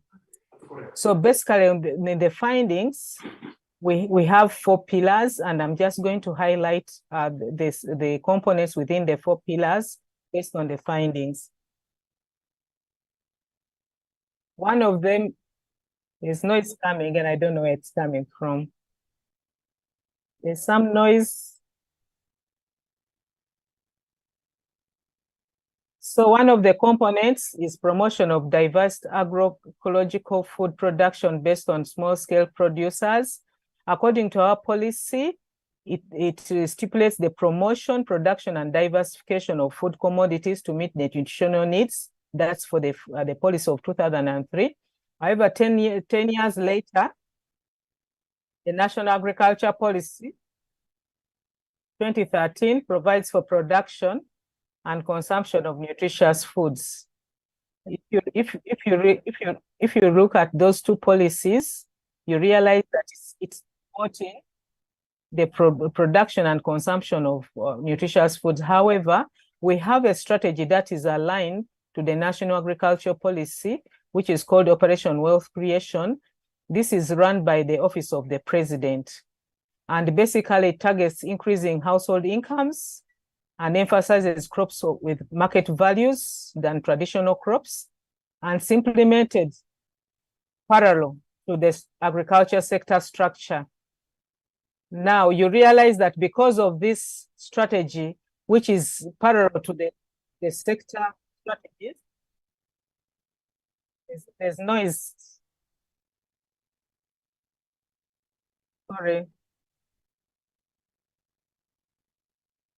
Sorry, there's some noise that is coming up. So according to based on this SDG 2 review, in Uganda, food production and diversification was rated poor because of the way we handled the implementation of our policies. And the rural people have continued to be poor. Despite the country having 10 agroecological zones, these ones have been seriously interfered with based on the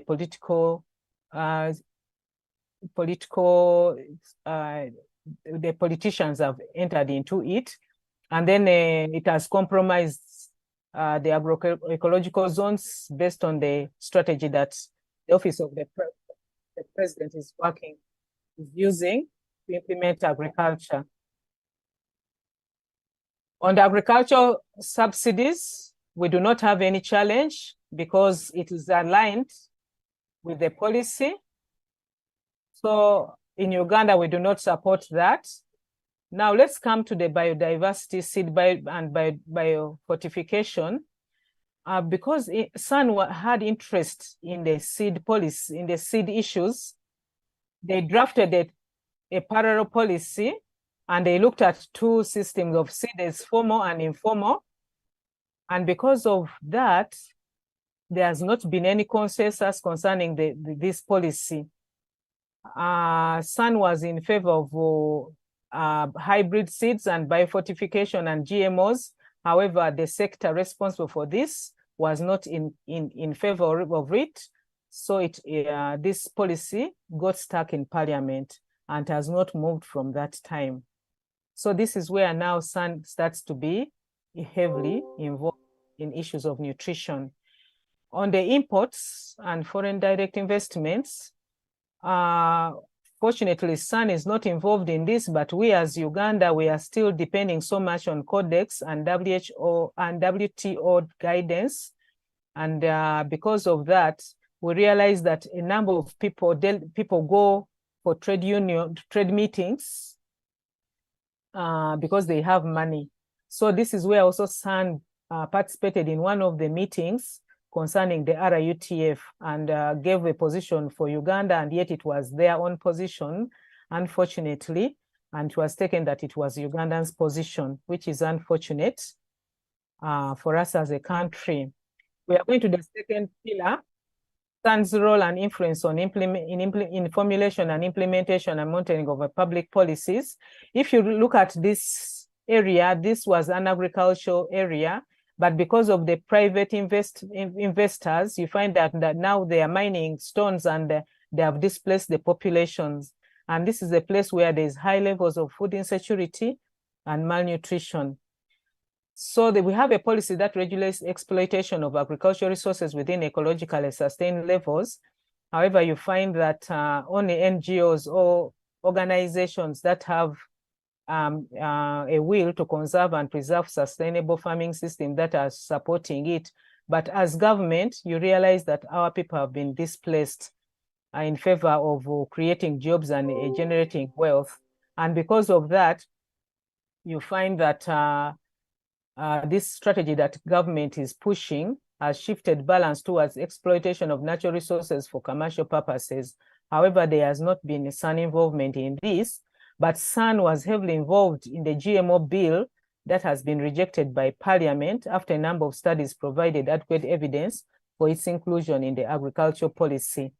But despite that, they went behind and worked with the Agricultural Research Center and gave patents to breeders for GMO. As far as the decent employment is concerned, SAN has not been involved, as well as the social protection. There are two sectors involved, but with the health sector, SAN has been involved in the provision of management of malnutrition for severely malnourished children in refugees, drought-affected population, and IDPs by UN and international NGOs. So you find that they are pushing for RUTF in these places as well as other products.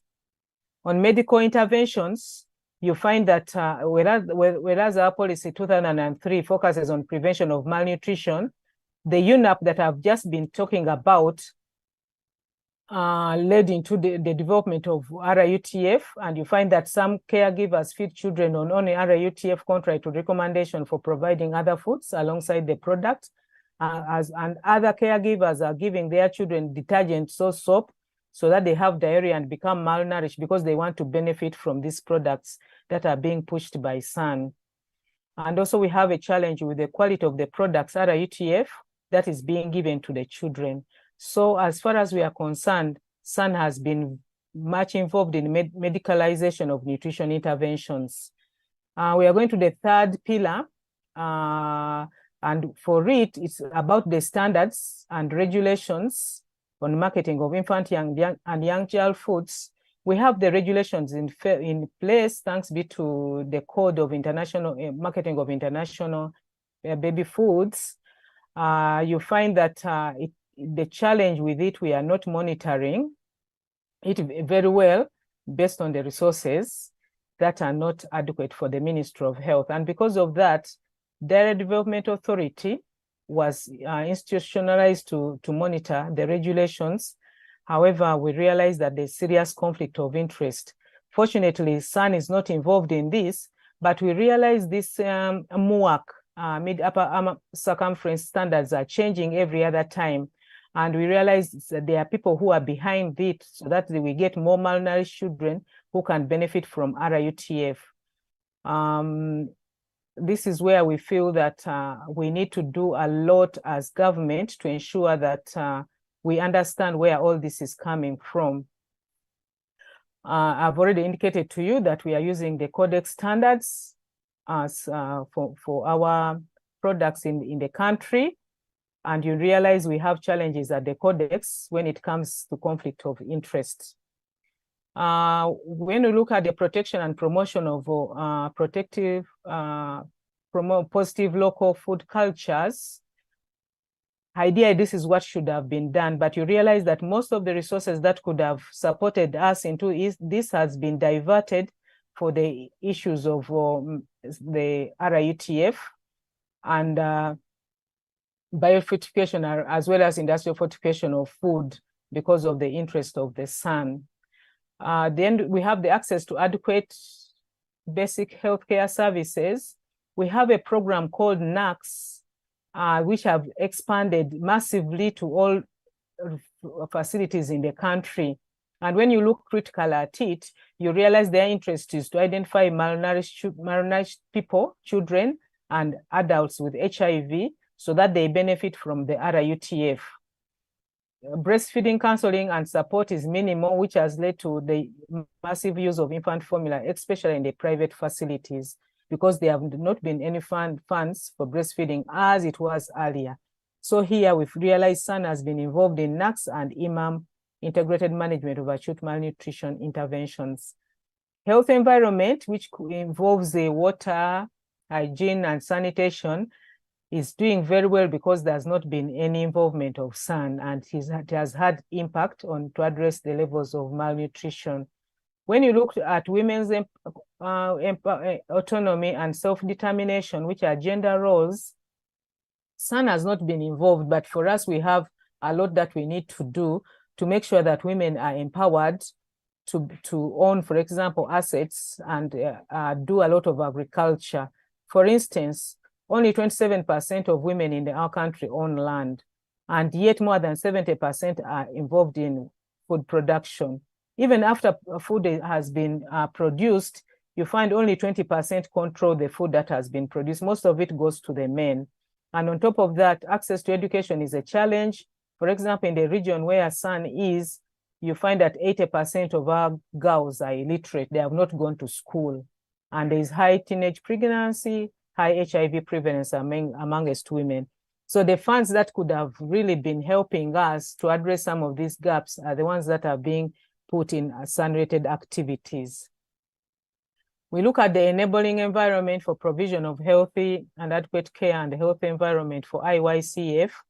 Marketing of infant and young child foods, we have tried to do our best. However, you find that in the private health facilities, they do not adhere to this law. It's a law that was passed in 1997.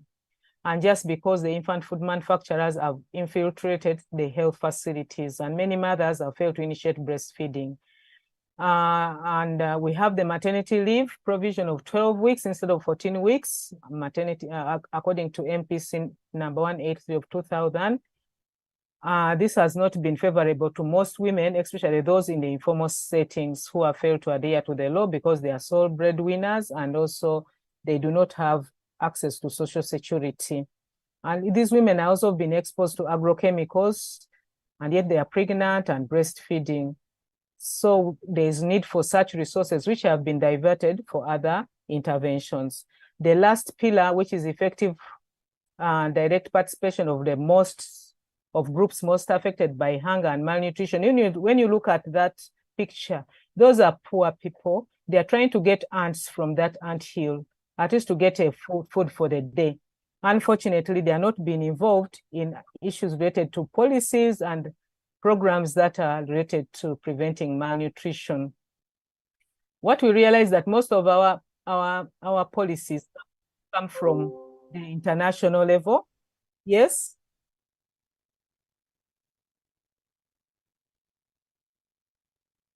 Okay.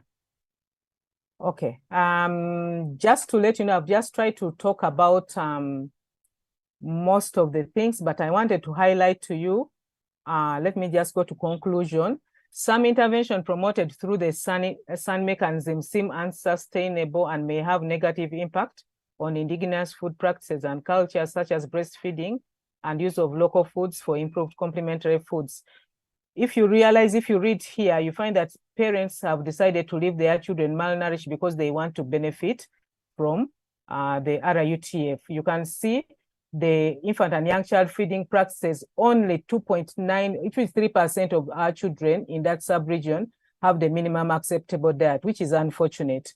When you look, you find that severe anemia has remained amongst women and children. So we wonder whether SAN has really had an impact. Stunting has remained high. When you look at this, and half of our children are stunted in that region where SAN has had an impact. The global acute malnutrition, which is supposed to be below 5%, you realize that the malnutrition is still high up, which has not helped us. And when you look at why that region has had severe levels of malnutrition and food insecurity, one of them which they have highlighted according to focus group discussion is selling therapeutic food. They sell this food to buy alcohol. And when they are drunk, they cannot look after our children. So you realize that indeed we have a lot that we need to do to address the SAN-related interventions, because there's serious abuse of human rights in that sub-region. Thank you very much. Sorry about the delay. Thank you, Barbara. Quiero comentarles que nuestro compañero. I would like to say that we are at the closing because there's some people that can't be with us anymore in this. And finally, we, from the Ministry of Agriculture, we'll have with us Andrés, no lo puedo oír bien, in a generation of income and productive capacity. He's going to talk to us about the challenges to move forward into food sovereignty and routes to structure for the popular food power. So Andrés, the floor is yours. Hola, muchas gracias por la invitación. Thank you very much for your invitation. The effort that behind this in terms of getting all this reflection, and I hope I can contribute from where I am. I'm not going to talk on behalf of the Ministry of Agriculture because that goes beyond my possibilities and responsibilities. I'm going to talk about from my personal experience within the Ministry of Agriculture of the process that we've worked on food sovereignty and adequate food and nutrition, on the challenges that we work and the advocacy that we have worked with and the actual and the current political context. When I began to work in the Ministry of Agriculture in November of last year, many of my colleagues would say that we could not talk about food sovereignty. Many of them are not there anymore, some of them, of course. So the first dispute was being able to talk about food sovereignty.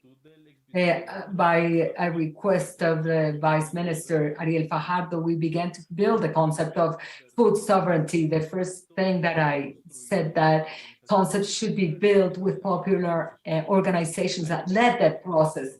And then we began to have hurdles on the way. First of all, building a proposal, socialize it. Afterwards, to working with organizations was very difficult. That was the work of another institution. That has really worn out the spaces that we have had to struggle in the past 8 months. Today, we can talk now about food sovereignty because it's in the National Development Plan.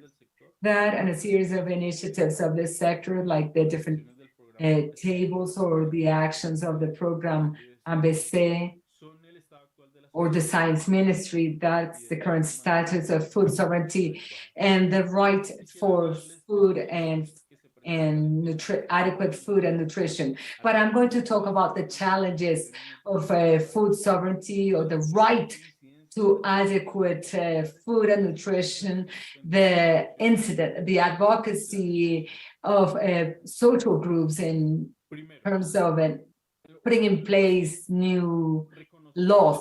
The first challenge is to acknowledge popular organizations as leaders and benchmarks of food sovereignty. The first challenge that the state faces is to acknowledge that these are peasant, indigenous organizations, Afro-descendant Black communities that have led at global level the fight to defend the food sovereignty, and the state should be mindful and not appropriate this fight, but generate programs around their fight. The duty of the state is to strengthen the organizations that have advocated or have defended the dominant market trends. So any intent from the state to move closer to food sovereignty without accessing the organizations that have fought for many years will lead to artificial programs that will not tend and will not address the problems faced by these organizations. We need to tend to social causes like the accumulation of wealth, including them in the decisions. Another challenge that we face is understanding that the causes that hinder the right to food and promote hunger are the accumulation of wealth and power. So it's not a problem that we can face by increasing commercialization and production. On the contrary, to strengthen the economic system, it deepens the inequalities that already exist. So in this regard, the state must move away from predominant logics in the market and to address from a different perspective. The state helps the democratization of power, promoting participation mechanisms that opening spaces for co-governance, ensuring means to tend to these spaces, and promoting transparency access to information that comes to the office so that citizens and the different peoples can control the decisions that are made in institutional spaces. Thirdly, to ensure the informed participation of social organizations and movements. When the state is stable for people and citizens to participate significantly and well-informed in the decision-making process, then laws, plans, and programs are not mechanisms that would favor individual interest or large corporation.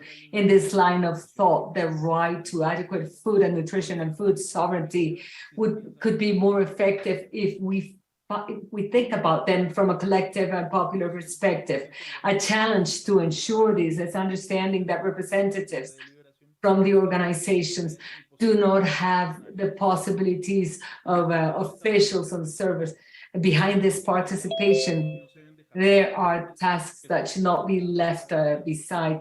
To be able to lead this policy, sometimes they need to care for, and these are not acknowledged by society. And on top of that, we have the political risks in a country where they kill so many social leaders with full impunity. Fourth, the human right to food can only be tended to from public interest. The state must democratize wealth when they go beyond the activities that benefit individuals and really concentrate on public interest. The human right to food should be serviced and tend to be well beyond the dynamics, economic dynamics and profitability. Hunger today is a problem of access and distribution. Then we can't increase offer to reduce the problem. As if we have a greater offer, it doesn't really mean greater access, especially when production is destined to activities that generate profit, like UPPs, biofuels, or exports. We need to reduce hunger, and nutritional is not profitable for private company because people who are hunger can't buy things. And so lowering prices that is flooded by foreign goods with filled with international treaties. Therefore, the human rights for adequate nutrition that food can only be tended to and can be serviced from public interest, from public initiatives that acknowledge the food processes, the ways of life, the cultural aspects, and production methods that are ecologically sensitive, tending to the life conditions of people that have no income. Fifth, to organize the production of foods around water and climate change.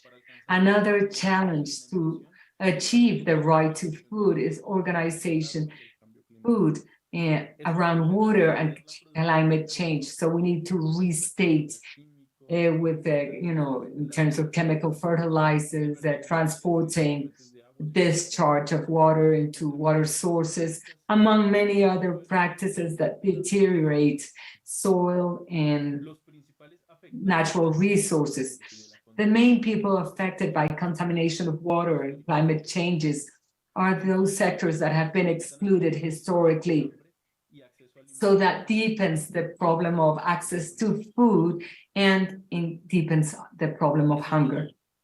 So these are some of the challenges that we face, not only as a government, but also as a society.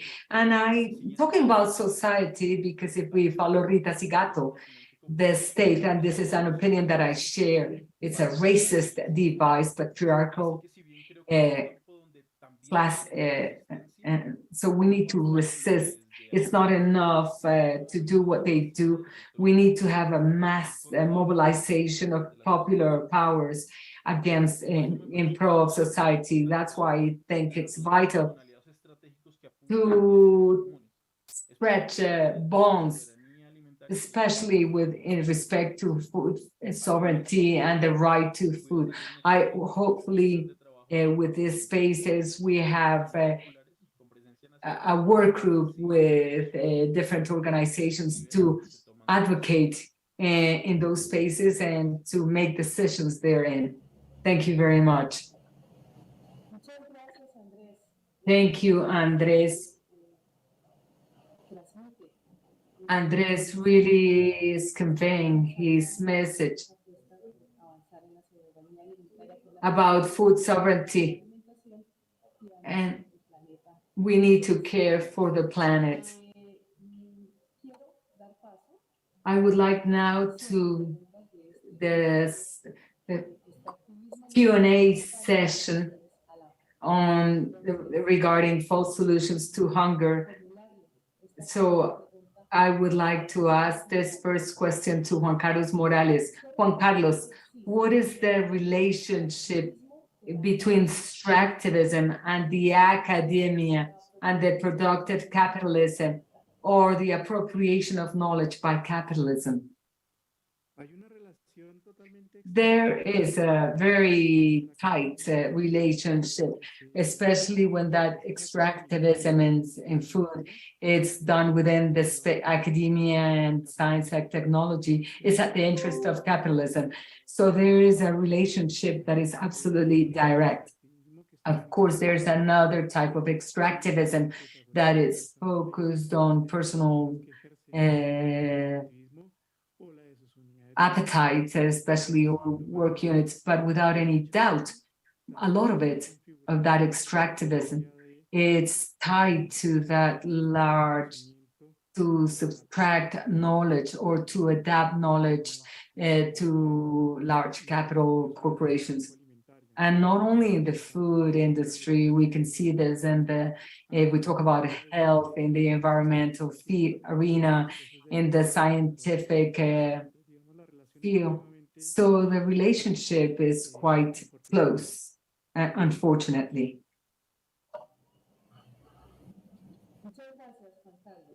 Thank you, Juan Carlos. The next question is Sofia Monsalve. Sofia, Colombia has a sound of capture of traditional politics. What priorities from civil society could we propose to the current government to dismount it? Bien, bueno, no sé si soy la más indicada para I don't know responder. if I'm the right person to answer this question, given the fact that I don't live in Colombia. However, as a Colombian part of the diaspora, Importante I could say that fortalecer la agenda de poder popular strengthening alimentario. the people's power agenda is very important. Experiencia que nos trajo I Nicolás think that the desde este experience colectivo described by Galet Nicolas from the Galetas esta experiencia no fue Integration Committee is very important. And it was not unique. He's just showing, he's just illustrating a wave that emerged practically in many areas of Colombia. The capacity to get organized autonomously and around keys of solidarity, around keys of protection of the territory, as he pointed out many times. And that we have to reconnect and relate ourselves differently. For instance, the relationship between the population or the people that live in the countryside and people that live in the city. The agroecological production, for instance, another way to relate to nature. It's a recomposition of the social fabric, what we're witnessing here through food. And this is not a minor subject because we're talking about a systemic change. We need another way of life, ecological, social, political, in order to overcome this systemic collapse of the old system that we used to be operating in. So I think that it's a government that has become committed to autonomy and respect for human rights, respect to peace, and all these processes of social mobilization. So I think that that's the number one key: autonomous social participation and democratic deliberation. So I would start there because that's the key precisely to rebalance relationships of power that were very uneven, very discriminatory, and that are definitely present in Colombia. They're historic relationships. We have these very difficult legacies of racism and internal colonialism. And well, we have to overcome that. The second issue or aspect that I would offer, and by the way, I would like to underline here from my perspective, from an international diaspora, is the importance of us thinking of this recomposition of the food process in Colombia, not looking narrowly at Colombia alone. It is impossible to separate ourselves from the networks of international power. Colombia imports fertilizers. Colombia has a relationship with the rest of the world in many different forms. And in this, I would like to hear from the government in this moment. I mean, like taking a step back and being capable of looking at this system that I described critically, the system that is, food safety based on international or foreign trade. Pronouncements have been made, given the impression that Colombia would like to become a world exporter power, like wanted to replace Ukraine. And I don't think it's the right way. It seems to me that what's really important is to remake those international relationships.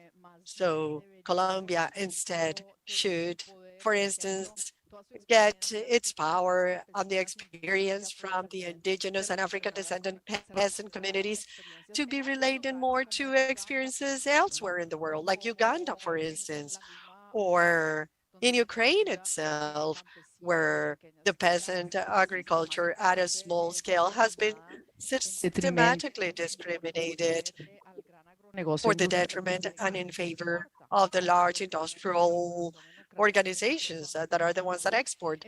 But, who feed the Ukrainian population are the farmer communities. So looking at the whole framework of the tax reform and increasing the tax burden to the multinationals as a way to lessen their corporate power, well, it's not enough for Colombia to, to reform its legislation around this issue.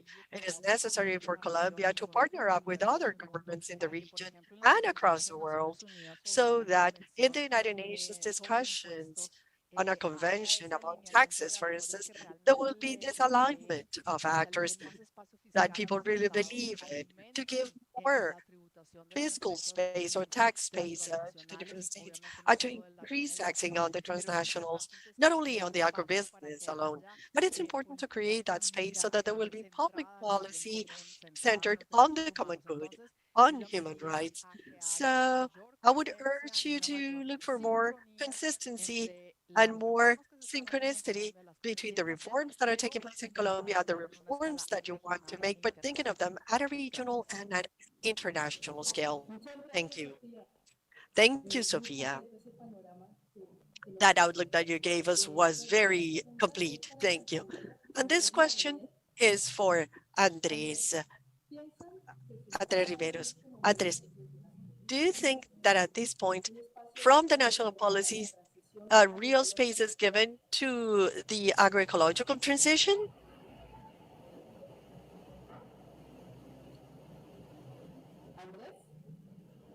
Andres, are you there? Are you with us? Yes, just give me a second. It's all right. Do you want me to repeat the question? Yes, please. The question is, do you think, meaning the government that you would work for, that from or national policies are giving a true space for the agroecological transition? As a peasant organization, we're also part of a national organization, which is the National Agrarian or Agricultural Coordinator, an organization that has fostered structural reforms and bills from Congress. We know that in the new development plan, as we heard from the delegate from the ministry, we know that in that plan, there's already a way to link the peasant population in the framework of a subject of special protection. It also looks at the agro-food peasant territories, which is a political bet of ours as a group, as a collective organization. And we know that peasant, family, agriculture, and agroecology are topics that are included. So these are important steps forward. Perhaps they're not enough because agroecology for us, it's a bet for life. And it's not a bet, and it's a bet that goes against the neoliberal model in the peasant sector. So a legislative process will never be enough unless it is leveraged by a social process. At us, in the Galeras Integration Committee, we're betting on those social and people's power actions that will support these norms and will allow us to converge into effective strategies for promoting agroecology and life in the countryside. Thank you very much, Andres. And now we have a question for our colleague at the Ministry of Agriculture, Andres Agustin Riveros. Diminishing hunger is a business for companies because through grants and donations, they can deduct taxes. How can the state regulate these practices?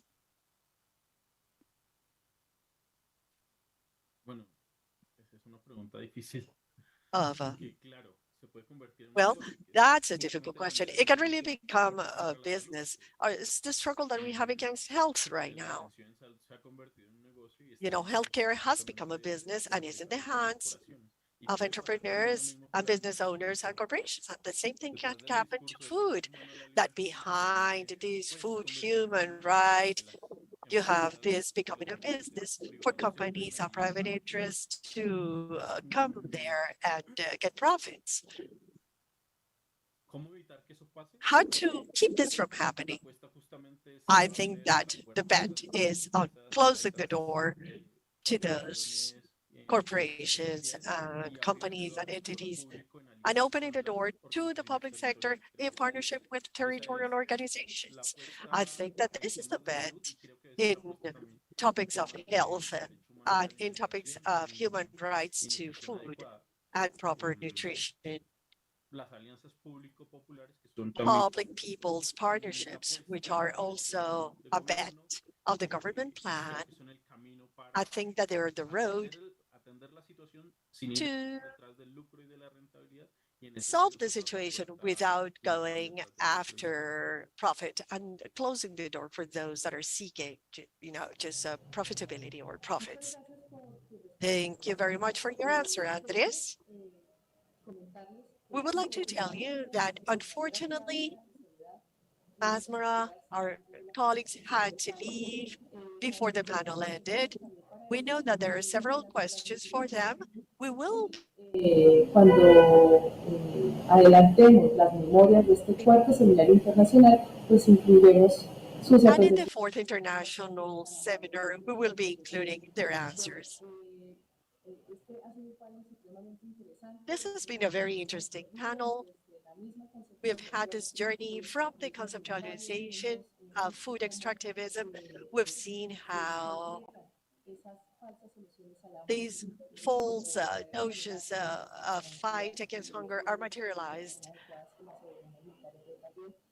so that food sovereignty that really become a bet from the social movements, fostering other forms of relating ourselves and guaranteeing our rights. And this welcome by the Ministry of Agriculture to build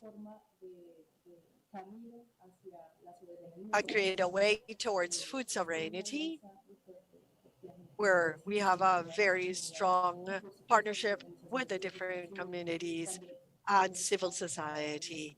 So we want to be there and accompany you on a journey that will lead us to structural transformations. I would like to now give the mic to Juan Carlos Morales Gonzalez from FIAN Colombia to tell us about the general conclusions of this very fruitful space that we've had in this third international FIAN Colombia seminar. Thank you very much, Juan Carlos. Thank you, Milena. And I would like to express my thanks to Sofia, Andres, and Barbara, who were with us today. I think that this has been a very positive event in terms of the political reflections that we have made on people's food product and how people's food power and how this power connects to the idea of fulfilling these very important human rights, food and food sovereignty and related rights, including environmental rights and the rights of the future generations, and how we put at stake in relation to the political incentives in our country and for humanity as a whole.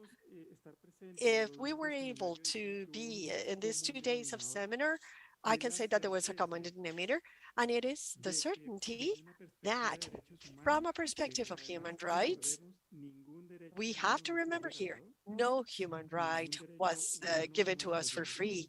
No human right just fell on us from heaven.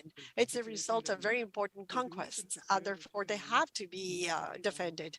So from the perspective of human rights, we need to own our own account. And of course, if the states support us in this, we have to open spaces of democratic participation, genuine, deep participation, where we can make decisions about our food future. This must be spaces where you would have two main actors, the holders of the obligations, that is to say, the states, and the holders of rights, which is all of us, men and women. And that space has to be protected from third actors that historically have been breaching the human rights, but that now, as we said today, are presenting their solutions as if they were true solutions to a universal tragedy that they themselves generated. We saw, for instance, in what we heard today, this big set of false solutions that Sophia referred to. And then Soledad tackled the complex problem of digitalization.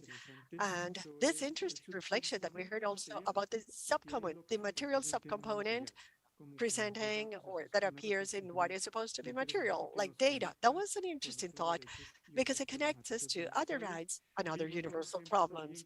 We saw, for instance, also with the presentation from our colleague from the Galeras Integration Committee, how the countryside organizations, even though they are not being taken care of by the state and in a strong context of reflection during the pandemic, they set into motion social alternatives deeply based on human rights that could create a dialogue around the needs of the urban populations with the potentials offered by the rural groups of population when the time came to overcome a crisis.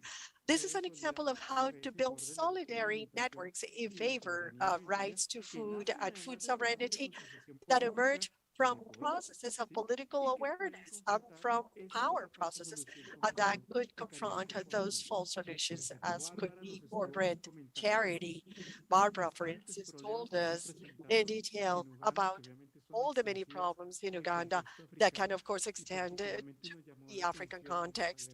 And we particularly were warned about something that, at least in our country, has been happening, as if it were a blessing brought from I don't know what ideas, which is the scaling up nutrition initiative, and how behind them you have these corporate logics hiding that are actually seeking to control an element that is so important in the human vital cycle and also in the food process, which is lactation. And now Andres made a presentation from his point of view, but also collecting experiences from different institutions in terms of the challenges that the Colombian society faces in order to make progress in those two rights. None of the things that Andres said we disagree with. I think that there's a complete alignment in terms of the warnings and the alarms that he has shared with us. Having said this, it is clear that unquestionably we will achieve the changes only and only if we build processes and structures of people's food power. Even being able to debate and face the mistakes, the wrongdoings, and the processes of appropriation that could come on the part of the Colombian state, including the present government. And of course, to support and to foster whatever is going in the right direction, but also to warn and to propose alternatives about those things that are going in the wrong way. People's food power, we insist, it's absolutely central in the fight for the right to food and food sovereignty.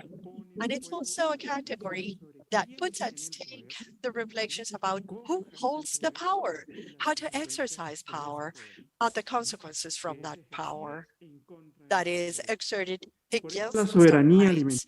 That's why food sovereignty and the right to food are this tool, which is people's food power, are contrary to all the approaches that go against human rights, and that sometimes even fighting part of the discourse wealth of information is presented as such, as is the food security approaches and other things that are very precarious, that invoke universal cosmopolitanism, as if in that cosmopolitanism we could expect that the perpetrators of harm to the human rights could be part of the solution as well.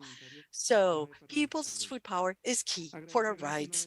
We want to thank all again those of you that joined us as presenters today, to those of you that asked questions on the media, and those of you that were with us in the different platforms and were patient enough in spite of the technical glitches that usually happen in these virtual events. And we want to thank Alejandro, who was with us on the technical side of the event, and our translators that do a very important job, and of course to the whole team of FIAN Colombia that made this exercise possible. So we want to say now that we will be inviting you to next year's international seminar.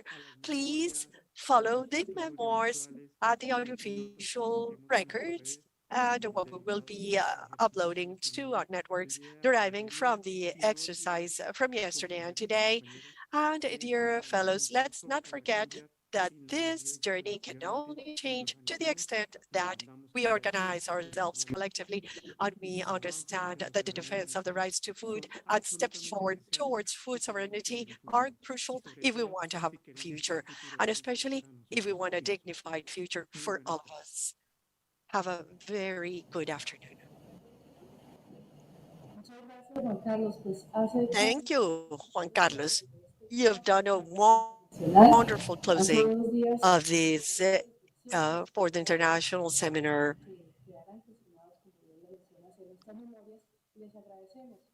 We want to thank our panelists, our moderators, and all of you that accompanied us with your very important participation in this 4th international seminar on people's food product and right to food and to food sovereignty. We'll be looking forward to seeing you in next year's international seminar.